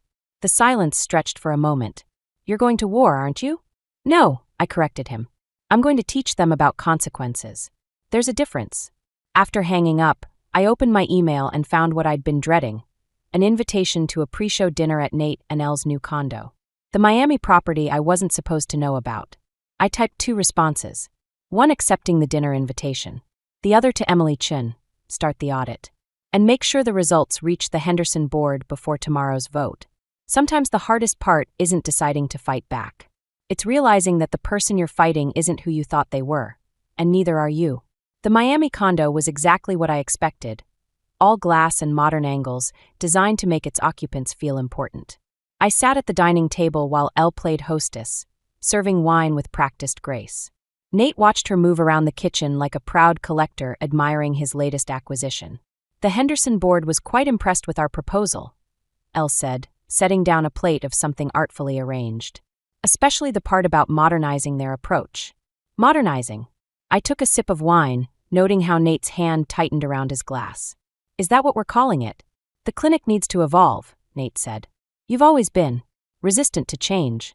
The door buzzed, Jamie arriving late as planned. Elle rushed to let him in, leaving Nate and me alone for a moment. Did you really think I wouldn't find out about the board vote? I asked quietly. Before he could answer, my phone lit up with an email from Emily Chin. The subject line made my heart race. Audit complete, urgent. Jamie entered with Elle, his face tight with something more than artistic temperament. He'd seen the results too. Uncle Nate, Jamie's voice was carefully controlled. Elle mentioned you're planning to announce the Henderson deal at my show? We thought it would be perfect. Elle touched Jamie's arm. A celebration of new beginnings. My phone buzzed again, Clara this time. Emergency at Henderson. Board meeting cancelled. Call me. Speaking of celebrations, I set down my wine glass. How long have you been falsifying patient records, Nate? The room went silent. Elle's perfect hostess smile flickered. The audit found some interesting patterns, I continued. Procedures that never happened, insurance claims for ghost patients. All tied to that account in Miami. You had no right, Nate started. I had every right. I'm still your wife, still co-owner of the clinic. Though I suppose that's why you needed the Henderson deal so badly. Can't hide fraud if your wife has access to the books. Elle moved toward Nate, but Jamie caught her arm. Don't, he said. Show her. Elle's facade cracked. She pulled out her phone, handed it to me. On the screen was an email chain between her and someone at the medical board. She'd been gathering evidence for months. Insurance fraud is a federal crime, she said softly. The board would have to revoke his license. Unless I sign over my share of Henderson, I finished. And the clinic. It's not personal. Elle's voice had lost its practiced charm. It's just business. I looked at Nate, really looked at him. The man I'd loved for 32 years was gone, replaced by someone desperate and small. You knew about this? I asked him. Elle understands what needs to be done, he said. The clinic is my legacy. I can't let it become obsolete. My phone buzzed one final time, Emily Chin again. Henderson board saw the audit. They're calling an emergency meeting. Tomorrow morning. Your move. I stood up, my decision made. Jamie, would you mind giving me a ride? I think I've lost my appetite. Marley. Nate called as I reached the door. Think about what you're doing. One phone call from Elle, and everything we built. Everything we built. I turned back. No, Nate. Ibriltis. While you were chasing youth and validation, I kept our clinic running. And now you and your protégé think you can blackmail me with evidence she gathered while sleeping with my husband. Elle flinched. Jamie moved to my side, his artist's hands steady on my shoulder. The Henderson board meets tomorrow, I said. They'll have the full audit, including Elle's evidence. But they'll also have proof of who really committed the fraud. Check your email, Elle. Emily Chin sends her regards. I left them in their perfect condo with its perfect view, knowing tomorrow would change everything. In the car, Jamie finally spoke. What happens now? Now! I watched Miami's lights blur past. Now we see who's really been playing who. Sometimes the best revenge isn't about destroying someone's future. It's about forcing them to face their past. The Henderson board meeting never happened. Instead, I found myself in the emergency room at 3 a.m, watching doctors will Nate into surgery. Apparently, stress and cocaine don't mix well with a man his age. He had a minor heart attack, the doctor explained. We found significant amounts of stimulants in his system. Elle sat across the waiting room, her perfect makeup smeared with tears that looked almost genuine. Clara paced between us like a referee at a boxing match. Did you know? Clara asked me quietly. About the drugs? I shook my head. 32 years of marriage, and I'd missed the signs. Or maybe I'd chosen not to see them. My phone buzzed. Emily Chun. Henderson Board saw the toxicology report. They're pulling out completely. I'm sorry, Marley. Another buzz, Jamie. Elle's been talking to reporters. Check the local news sites. The headlines were already appearing. Prominent surgeon's drug crisis. Brooks Clinic under investigation. Each one carefully crafted to suggest widespread problems, not just one man's desperate choices. He'll lose his license, Elle said suddenly. Even without the fraud, this is enough. Isn't that what you wanted? I asked. To destroy him so completely that taking over would be easy? I wanted. Elle's voice cracked. I never thought he'd actually. The doctor returned before she could finish. He's asking for you, Mrs. Brooks. And he's not entirely coherent. I found Nate looking small in his hospital bed, tubes snaking from his arms. His surgeon's hands, once so steady, trembled as he reached for me. I couldn't let it end, he whispered. The clinic, our legacy. I couldn't become irrelevant. So you chose cocaine and a 24-year-old instead? Elle understood. She really saw me. Not just as. He gestured weakly at himself, this aging man trying to hold on to something. No, I said quietly. She saw an opportunity. Just like she saw one in Jamie's gallery, in the Henderson deal, in every careful step she took to position herself. The audit, he closed his eyes. How bad? Bad enough that our insurance won't cover this hospital stay. The fraud investigation freezes everything. His monitors beeped faster. There's a safe in the Miami condo. Behind the Rothko print. Everything you need to prove it was all me. None of it touched the clinic's legitimate accounts. You're confessing? I'm trying to save what's left. For you. For Jamie. He laughed bitterly. Elle's probably already planning her next move. As if on cue, my phone buzzed again. A video link from Clara. Elle giving an interview outside the hospital. Tears perfectly falling as she described her deep concern for her mentor and her hopes of maintaining the clinic's sterling reputation during this transition. She's good, I admitted. Better than we gave her credit for. Marley, Nate's voice was fading. The safe. The combination. But his eyes were closing, the medication pulling him under. I watched him slip into sleep, this man I'd loved and built a life with, now reduced to hospital monitors and whispered confessions. Outside, Clara waited with coffee and hard truth. The medical board meets tomorrow. Emily Chin says without access to that safe, there's no way to prove the clinic wasn't involved in his fraud. Or that Elle wasn't behind it all, I added. So what now? I looked through the hospital window at Elle, still performing for the cameras. At Jamie arriving with his worried artist's soul. At my phone lighting up with Emily Chen's latest update about the Henderson deal falling apart. Now, I said, we break into a Miami condo. Clara's eyes widened. That's insane. It's illegal. So is fraud. So is conspiracy. So is watching everything we built burn because we played by the rules while they didn't. Sometimes hitting bottom isn't about losing everything. It's about realizing what you're willing to do to get it back. Call Jamie, I told Clara. Tell him to bring his lockpicks. And whatever you do, don't let Elle know we're gone. Breaking into the Miami condo was surprisingly easy. What we didn't expect was to find Elle already there, standing in front of the Rothko print, safe door wide open. I wondered how long it would take you to come, she said, not turning around. The combination was his surgery license number. Predictable, really. Jamie's lockpicks were still in his hand. Clara stood frozen in the doorway. I stepped forward, taking in the scattered papers and empty safe. Where are the documents? I asked. You mean these? Elle held up a USB drive. Everything's here. The fraud, the fake patients, the drug purchases. But also this. She tossed me a small notebook. My insurance policy. The notebook was filled with Nate's handwriting.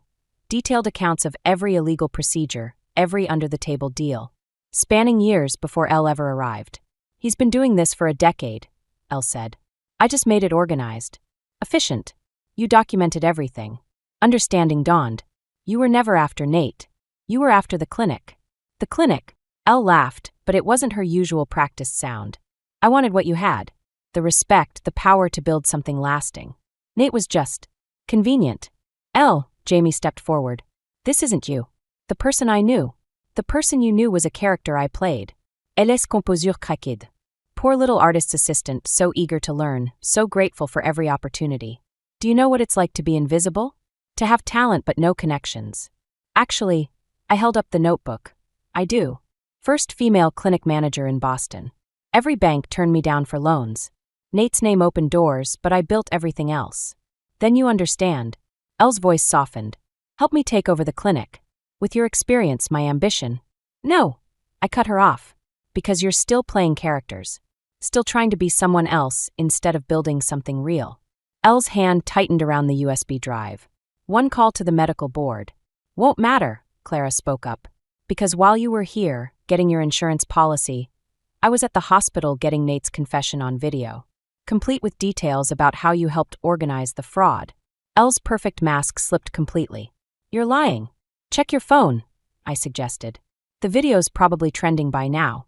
Emily Chun has excellent media contacts. Jamie moved to the windows as police lights began flashing outside. They're here. You called the police? Elle looked betrayed. After everything I could give you? No, I said quietly. You called them yourself. Check your sent emails. Elle grabbed her phone, face paling as she saw the confession and evidence she'd apparently sent to the medical board an hour ago. How? You're not the only one who knows how to play a role, Jamie said. Those drinks we had last week. When I was considering your offer to manage my career. You should really lock your phone when you go to the bathroom. The police were at the door now. Elle looked around wildly, like a trapped animal. Here's what's going to happen, I said. You're going to hand over that USB drive. The police will find evidence of Nate's fraud, but also proof that you tried to stop it. You'll be the whistleblower who helped expose everything. Why would you protect me? Because revenge isn't about destruction. It's about making things right. I held out my hand. Your choice, Elle. Keep playing characters or start building something real. For a moment, I saw her clearly, not the manipulative seductress or the ambitious protégé, but a young woman desperate to matter. Just like I'd been once. The police knocked. Elle handed me the drive. What happens now? She whispered. Now you do what I did 30 years ago. Start over. Build something that's actually yours. I smiled. Maybe start with some art classes. Jamie's a pretty good teacher. As the police entered, I watched Elle straighten her shoulders, ready to play her new role. This time maybe as herself. Sometimes the greatest revenge isn't destroying your enemies. It's showing them a better way to live. 6 months later, I stood in the newly renovated Henderson Clinic, now part of Radiant Transformations. The morning light filtered through the windows, catching on the piece Jamie had created for the reception area. A mosaic of broken mirrors, each fragment reflecting something different. It's about perspective, Jamie explained to Emily Chun as we toured the space. How the same thing can look completely different depending on where you stand. Emily nodded appreciatively. Like how a betrayal can become an opportunity. I touched one of the mirror fragments, seeing my reflection split and reassembled.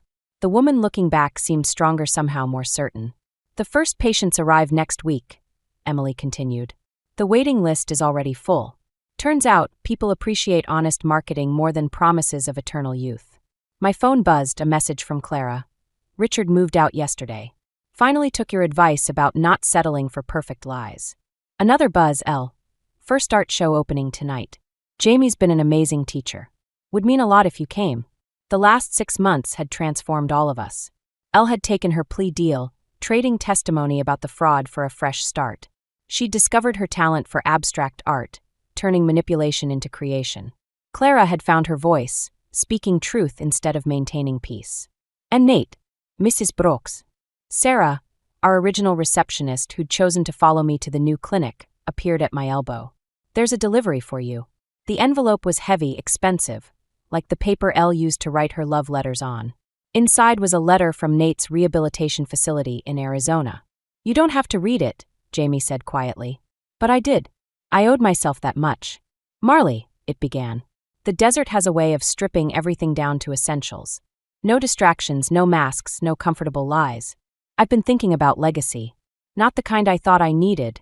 The awards, the reputation, the desperate grab at youth. But the real kind. The lives we touch, the truth we choose to tell, the strength we find in starting over. You were always the stronger one. I see that now. While I was chasing mirrors, you were building something real. I'm sorry it took losing everything to understand that. The clinic will thrive under your vision. It always did, even when I was too blind to see it. Elle told me about her art show, about how you helped her find her real talent instead of destroying her. That's your true legacy, seeing the best in people, even when they fail to see it in themselves.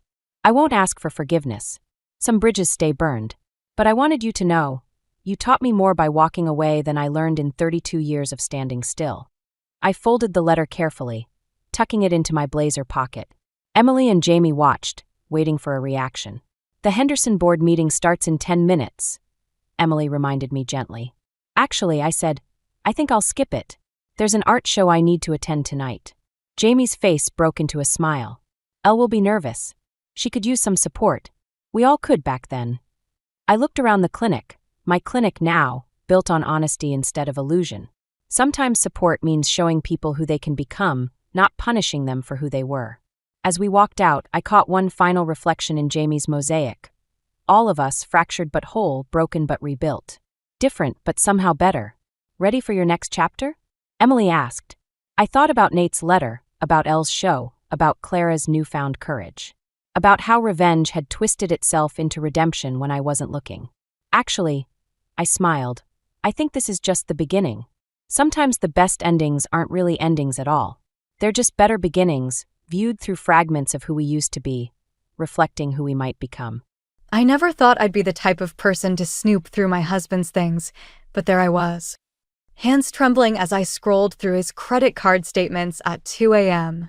The soft glow of my laptop screen illuminated our home office, and with each mysterious charge I found, my stomach twisted tighter.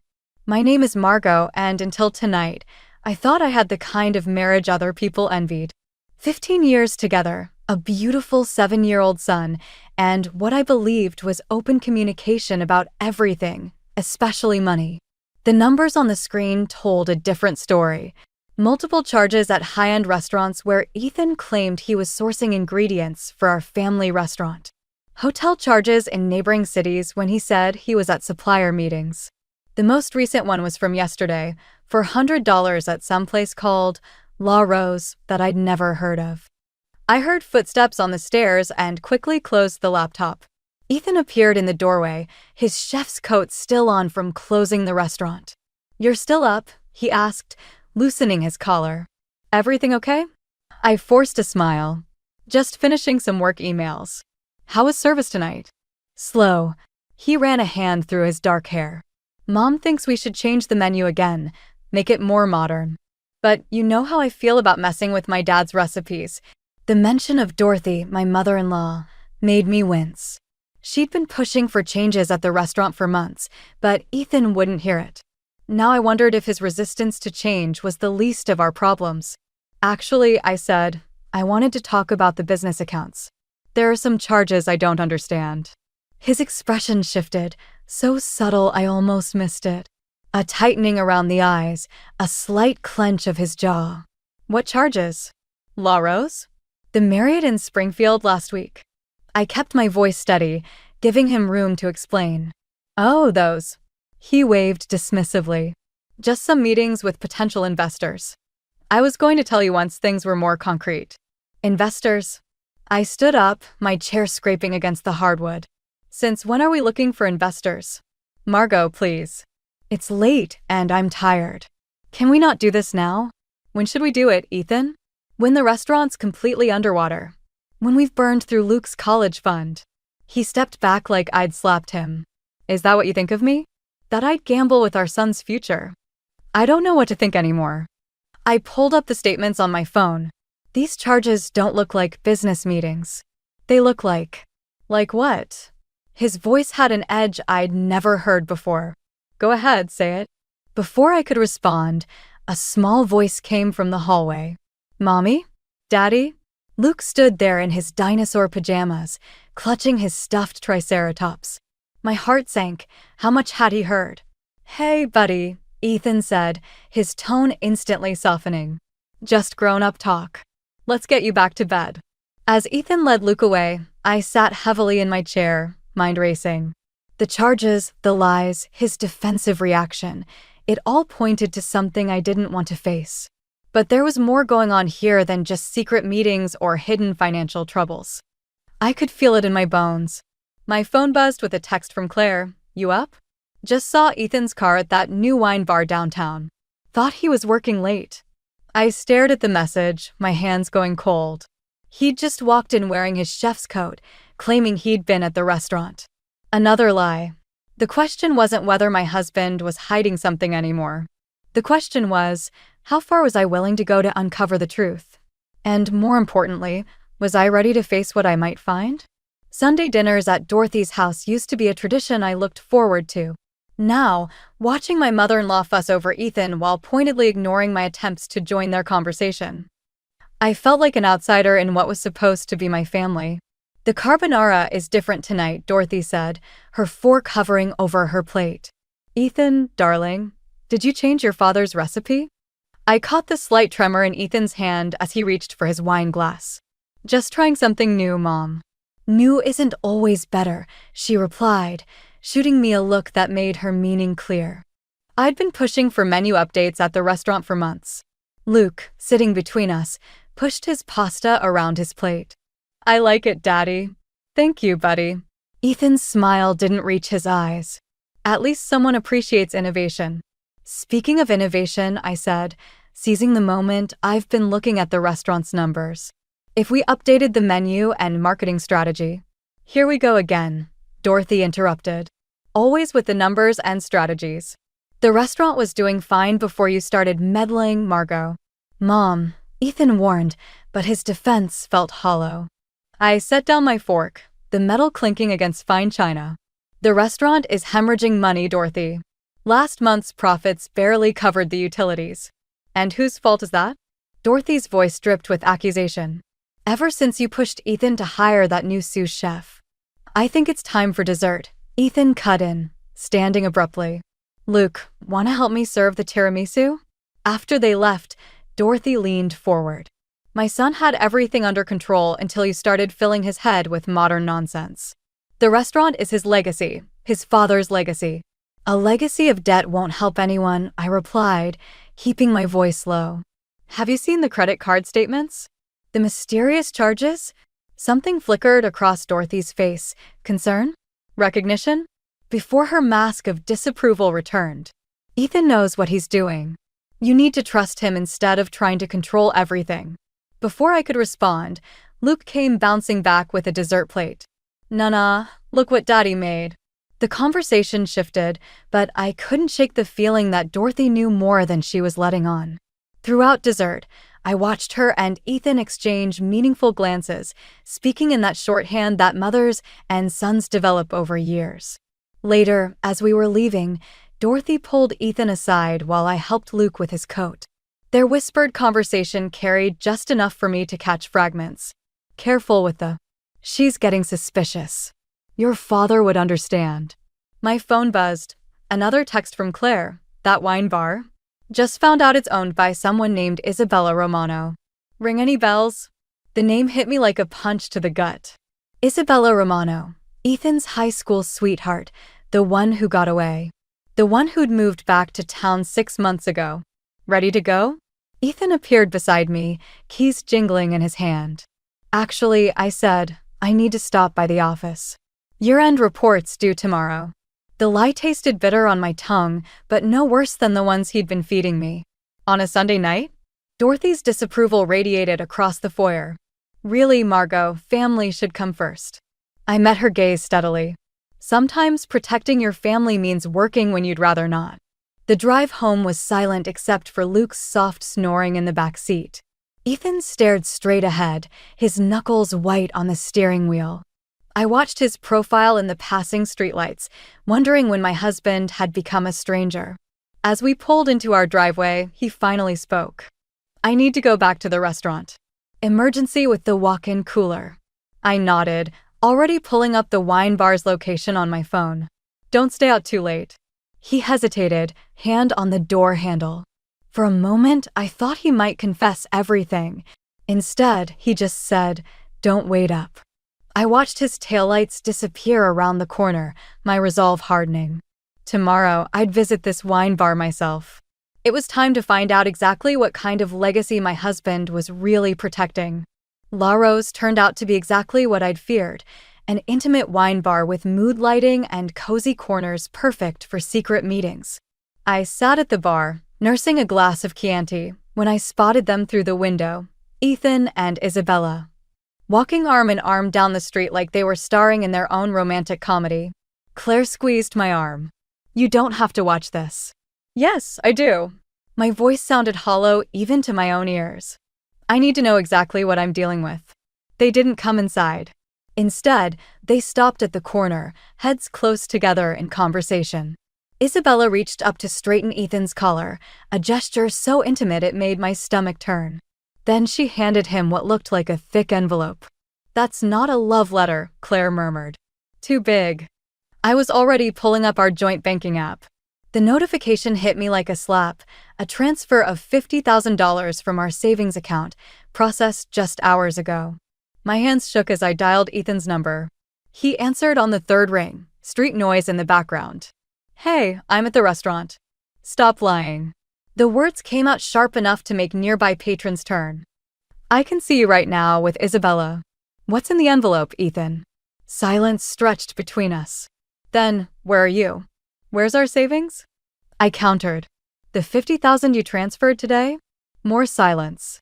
Then I can explain everything. Meet me at the restaurant. No more private meetings. You want to explain? Come home. Now. 20 minutes later, we sat at our kitchen table, the same one where we'd planned our wedding, celebrated Luke's first words, mapped out our dreams. Now it felt like an interrogation room. Isabella's helping me save the restaurant, Ethan said, the envelope sitting between us like a bomb. She's buying in as a partner. A partner? The word tasted like acid. When were you planning to discuss this with your actual partner? Your wife. You wouldn't understand. You've been trying to change everything about the place. Because it's failing. I grabbed the stack of bills I'd collected. We're drowning in debt, Ethan. And instead of facing it together, you're making secret deals with your high school girlfriend. She understands the restaurant business. She respects tradition. She respects tradition? I laughed, the sound brittle. Is that what you tell yourself when you're having dinner with her instead of your family? When you're lying to your wife and son about where you are? His face darkened. Don't bring Luke into this. Luke's already in this. Every penny you're gambling on your precious traditions is coming out of his future. Ethan stood abruptly, chair scraping against the floor. I'm trying to secure his future. The restaurant is his inheritance. The restaurant is a money pit. I opened the envelope, spreading documents across the table. And this? This isn't a partnership agreement, Ethan. It's a buyout offer. The color drained from his face. What? Isabella's not trying to save your father's legacy. She's trying to buy it out from under you. Turn it into one of her trendy wine bars. I watched the realization hit him. Did you even read what you were getting into? He snatched the papers, scanning them with growing horror. This isn't. She said. She said what you wanted to hear. I stood up, suddenly exhausted. Just like you've been saying what you think I want to hear. How's that working out for everyone? The front door opened, Claire, bringing Luke back from their ice cream run. His happy chatter filled the house, and I watched Ethan quickly gather the papers, stuffing them out of sight. More secrets. I asked quietly. More lies. He met my eyes for the first time all evening. I'll fix this. No, I said, hearing Luke's footsteps on the stairs. I'll fix this. Starting tomorrow, I'm taking control of all our accounts. If you want to throw away your father's legacy, you'll have to do it without destroying our son's future. You can't. Watch me. I turned toward the stairs, plastering on a smile as Luke appeared. Hey, sweetie. How was ice cream with Aunt Claire? As Luke launched into an excited description of his Sunday, I caught Ethan's reflection in the window, lost, angry, and for the first time, afraid. Good. He should be afraid. Because this wasn't just about saving our money anymore. This was about survival. The bank statement stared back at me from my laptop screen, each transaction like a knife twist. College fund? Gone. Emergency savings? Drained. Joint accounts? Nearly empty. My hands shook as I clicked through the history, systematic withdrawals going back months, all traced to accounts I'd never seen before. Claire set a coffee mug in front of me. How bad is it? He's taken everything. My voice sounded distant, hollow. Almost $200,000, siphoned off bit by bit. For the restaurant? I laughed, a harsh sound that surprised us both. No, these transfers. They're going to personal accounts. Investment schemes. And get this, a down payment on a property in Isabella's name. The doorbell rang, making me jump. Through the window, I saw Dorothy's Mercedes in my driveway. Perfect timing. I've got this, I told Claire, squaring my shoulders. Could you check on Luke upstairs? Dorothy burst in before I could reach the door, brandishing her phone. What have you done? Ethan's beside himself. Funny, I was about to ask you the same thing. I pulled up the bank statements. Did you know about this, Dorothy? All these withdrawals. She barely glanced at the screen. A man has the right to protect his business. His business? I turned the laptop toward her. Show me which of these transactions was for the restaurant. The crypto investments? The property in Isabella's name? Dorothy's face flickered, just for a moment, but I caught it. She knew. Ethan's under tremendous pressure, she said, smoothing her designer skirt. If you'd been more supportive? More supportive? The words came out like ice. I've supported him through failed menu changes, through hiring his deadbeat friends, through every misguided decision. But this, I gestured at the screen. This is theft. Don't be dramatic. Luke's college fund, Dorothy. Your son stole your grandson's future. That landed. She sank into a chair, her carefully maintained facade cracking. He promised he would replace it. Said he had a sure thing.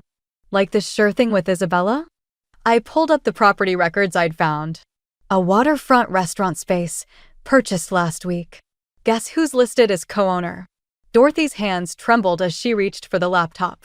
No, he wouldn't. Already did. With our money meant for Luke's education, our retirement, our life together. I leaned forward. Still want to tell me how unsupportive I am? Footsteps on the stairs made us both turn. Luke appeared, clutching his backpack. Nah, are you coming to my science fair? Dorothy's face crumpled. Not today, sweetheart. I need to talk to your father. After she left, I found myself staring at Luke's science fair project, a simple demonstration of cause and effect. If only adult life were that straightforward. My phone buzzed with a text from Ethan. We need to talk. Meet me at the restaurant. Not a chance, I typed back. You want to talk? Bring the account statements, investment records, and property documents. All of them. We'll talk here with our lawyers present. 3 dots appeared, disappeared, appeared again. Finally, you're really going to do this? Destroy everything? I looked at Luke, now sitting at the dining table with Claire, working on his presentation. Everything that mattered was right here, and Ethan had risked it all for what? His ego? A second chance with an old flame? You destroyed it, I replied. I'm just documenting the wreckage. Another text came through, this time from Dorothy. He's not who I raised him to be. I'm so sorry, Margot. I closed my laptop, suddenly exhausted. The apology meant something, but it wouldn't replace Luke's college fund or repair our shattered trust. Mom? Luke called from the table. Can you help me practice my presentation? Of course, sweetie. I moved to join him, my resolve hardening with each step. Tomorrow, I'd call my lawyer. I'd freeze accounts, document everything, build a case.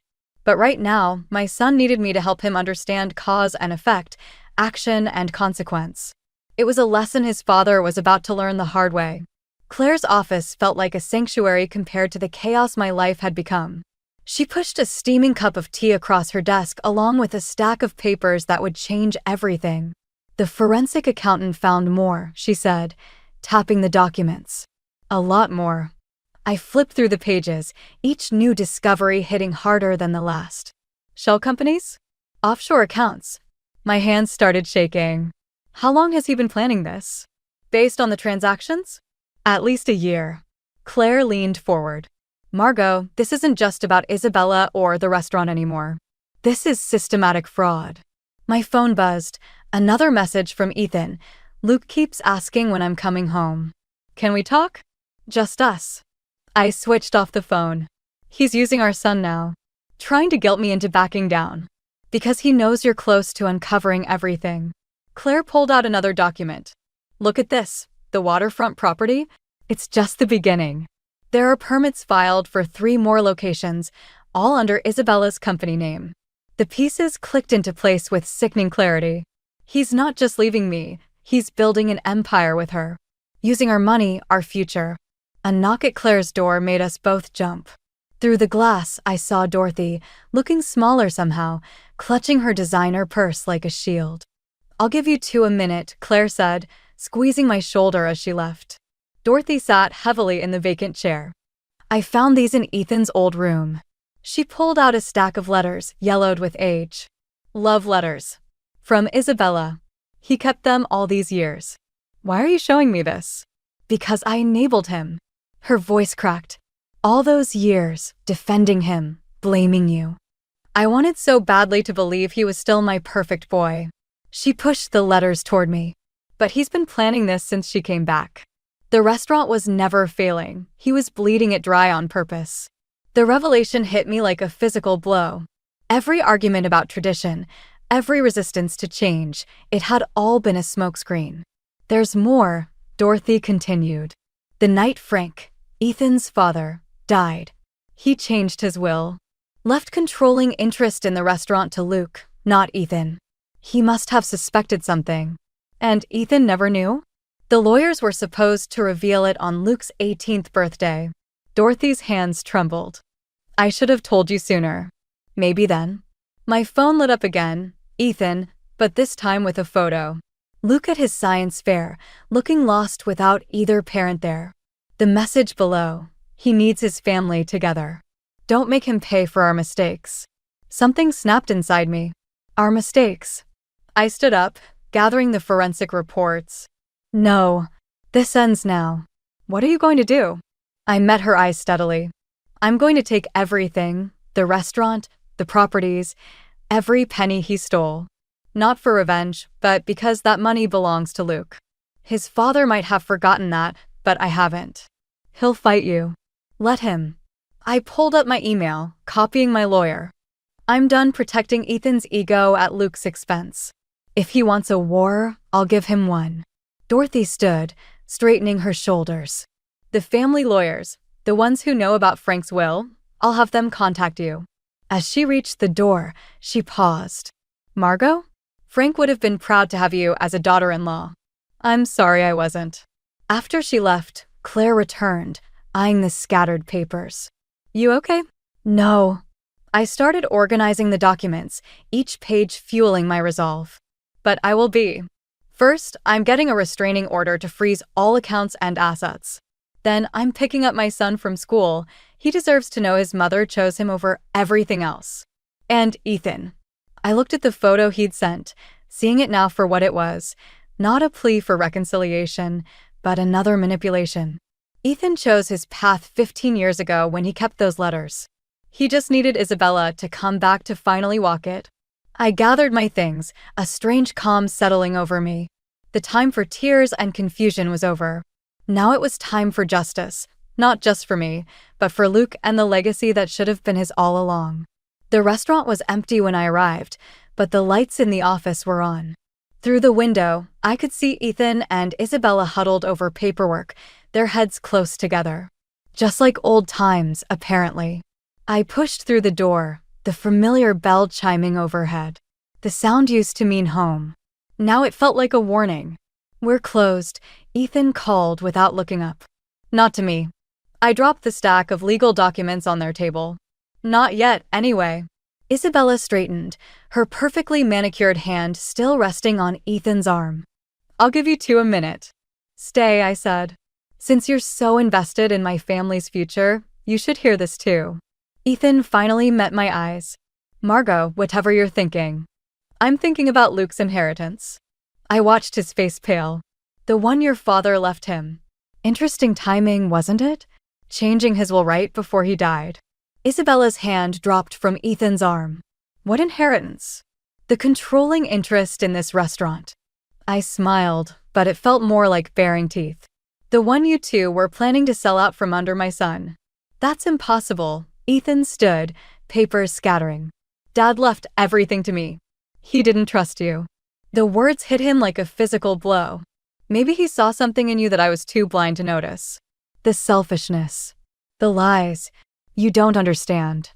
I understand perfectly. I gestured to Isabella. You never got over her. Fine, but stealing from our son? Destroying his future for your second chance at young love? Isabella gathered her things, avoiding eye contact. I should go. Running away again? I asked. That's your specialty, isn't it? 15 years ago, you left him. Now you're helping him leave his family. That's enough. Ethan slammed his hand on the table. You don't get to come in here and what? Tell the truth. I pulled out my phone, showing them the restraining order. All accounts are frozen. The properties, the restaurant, everything. Until we sort out exactly what belongs to Luke. Isabella's face went white. Ethan, you said this was all legitimate. It is. He turned to her, desperate. Baby, I can explain. The pet name hung in the air between us, and suddenly I was 17 again, watching them in the school hallway. History repeating itself, only this time with my son's future as collateral damage. I'll have my lawyer contact you, Isabella said, gathering her things. At the door, she paused. I'm sorry, Margot. I didn't know about Luke's inheritance. After she left, Ethan seemed to deflate. You've ruined everything. No, I said quietly. You did that all on your own. He sank into a chair, running his hands through his hair. What do you want? Money? The restaurant? I want you to look me in the eye and tell Luke why his college fund is gone. Why his father chose his high school girlfriend over his son's future. Don't bring him into this. He's already in this.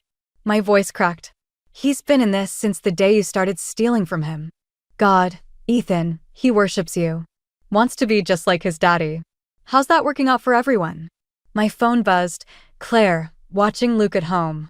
He's asking for both of you. What should I tell him? The message hit me like a punch to the gut. While we were here fighting over money and old flames, our son was waiting for his parents to come home. We're done here, I said, gathering the papers. The lawyers will handle the rest. Margot, wait. Ethan's voice was small. What if? What if I can fix this? Pay everything back. I turned at the door, taking in the restaurant, the faded photos of his father, the worn booths where we'd planned our future. The kitchen where he'd taught Luke to make pasta. All of it tainted now. Some things can't be fixed, Ethan. Some betrayals run too deep. Outside, the night air hit me like a slap. My phone buzzed again. Dorothy this time. Isabella just left town. Cleaned out their joint accounts first. I leaned against my car, laughing until tears came. Of course she ran. She always did. But this time, she took what was left of our family's future with her. The only question now was, how do you rebuild from absolute zero?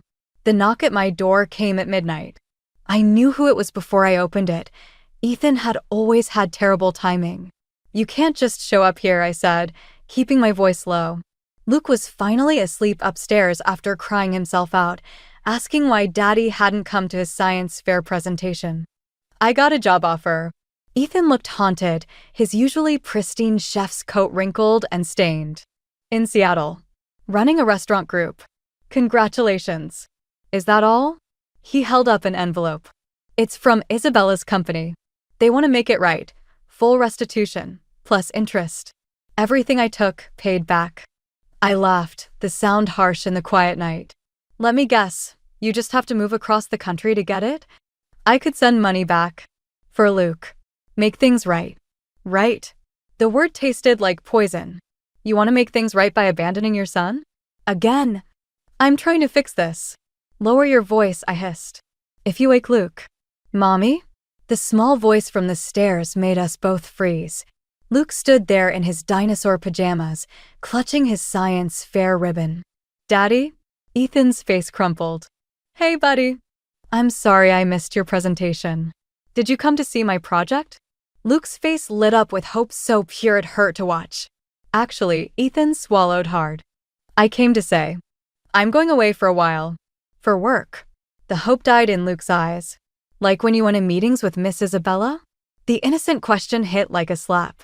Ethan staggered back as if physically struck. Luke, it's not. I mean, is it because I didn't win first place? Luke's voice trembled. I'll do better next time, I promise. No, sweetheart, I moved to the stairs, but Luke was already running back up them, his small feet thundering like my heartbeat. Luke, wait. Ethan called, but I blocked his path. You don't get to chase him now. Not when you're running away again. I'm not running. I'm trying to make things right. By taking Isabella's blood money? Trading your son for a fresh start. What choice do I have? His voice cracked. The restaurant's gone. Our savings are gone. At least this way. At least this way you get to start over with a clean conscience? I pulled out my phone, showing him the email I'd received hours earlier. Funny thing, Dorothy already contacted Isabella's company. Told them about Luke's inheritance, about the fraud. Want to guess how fast they withdrew that job offer? The color drained from his face. You didn't. I didn't have to. Your mother did. Turns out she's finally choosing her grandson over her son. A thud from upstairs made us both look up. Luke appeared again, dragging his suitcase, the one we'd used for our last family vacation, before everything fell apart. I want to go with Daddy, he announced, chin trembling but determined. Ethan broke. Luke, you can't. I mean, I'm not. Why not? Luke demanded, tears starting. You don't want me either? The question hung in the air like shattered glass.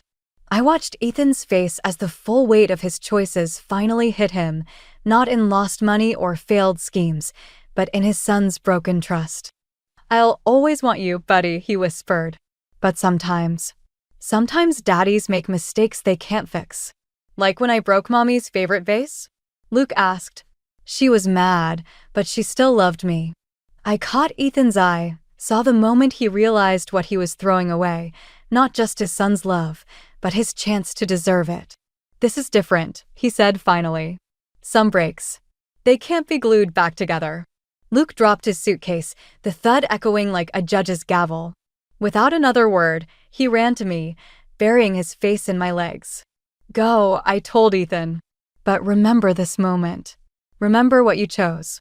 He stepped back into the night, leaving behind the envelope of promises he couldn't keep. As I held our sobbing son, I realized some victories feel more like funerals, necessary, but heavy with the weight of what's being buried. 6 months later, I stood in the renovated restaurant kitchen, watching Luke carefully roll pasta dough just like his grandfather had taught him in old home videos. Dorothy stood beside him, gently guiding his small hands. Just like that, she said softly. Frank would be so proud. The restaurant's grand reopening was tomorrow. Not as Ethan's failing tribute to the past, but as Luke's inheritance reimagined. The walls now displayed both old family photos and Luke's artwork. The menu balanced traditional recipes with modern touches. A bridge between generations, just like Frank had wanted. Mom? Luke looked up, flour dusting his cheeks. Can we put Grandpa Frank's carbonara on the kids' menu? Of course, sweetheart. I caught Dorothy's eye, saw the tears she quickly blinked away. It's your restaurant, after all. The bell chimed up front. Claire's voice carried from the dining room. Special delivery. Luke ran out, leaving his pasta half-rolled. Through the kitchen window, I watched him open the envelope Claire brought, his first official profit statement from the restaurant's trust. Wow, he exclaimed. That's a lot of zeros. All going straight to your college fund, I reminded him, following him out. Just like Grandpa Frank wanted. Speaking of Frank's wishes, Dorothy pulled out an envelope of her own. The lawyers found this in his old files. It's for you, Margot. The letter was dated just days before Frank's death. Dear Margot, I'm leaving the restaurant to Luke because he has your heart and my passion for food. But more importantly, because he has you to guide him. You've always seen what this place could be, not just what it was. Take care of my grandson's inheritance and don't let anyone, not even my son, stand in the way of progress. With love and trust. Frank. He knew, I whispered. About Ethan, about everything. Dorothy squeezed my hand. Frank always said you were the daughter he'd wished for. Now I understand why. The kitchen door chimed again. This time, a familiar figure stood awkwardly in the entrance. Ethan, looking older somehow, holding a small package. Luke went still. Daddy? Hey, buddy. Ethan's voice cracked. I found these in Seattle. Grandpa's original recipe cards. I stepped forward, but Dorothy beat me to it. Perhaps those belong to the restaurant's owner now. Ethan nodded, holding the package out to Luke. I thought maybe they could help you learn the family recipes. If you want. Luke took the cards carefully, then surprised us all by hugging his father. Want to see my pasta? Nana's teaching me, from the videos. As they disappeared into the kitchen, Claire sidled up to me. You okay? I watched through the window as Luke showed Ethan his rolling technique, Dorothy hovering nearby. The scene looked almost normal, except for the invisible walls between us all, walls built of broken trust and hard-learned lessons. You know, I said, I spent so long wanting revenge. Wanting to make Ethan hurt like we hurt. I touched Frank's letter in my pocket. But this is better. Building something new from the ashes of what he destroyed. Speaking of building, Claire grinned, pulling up a news article on her phone. Guess whose Seattle restaurant venture just went bankrupt? I handed the phone back without reading further. That's not our story anymore. The kitchen filled with laughter, Luke attempting to teach Ethan the proper way to knead dough. The sound was complicated, like family itself. Not quite healing, but not quite broken either. Dorothy joined us, watching her son and grandson. Sometimes the best revenge is simply moving forward. No, I corrected her gently. Sometimes the best revenge is remembering what actually matters. Through the window, Luke caught my eye and beamed, flower-covered and happy. Tomorrow, we'd open the doors to a new chapter. Not the ending I'd once imagined, but maybe a better one, built on truth, trust, and a 7-year-old's unwavering belief in second chances. Even if some of those chances had to be earned one pasta roll at a time.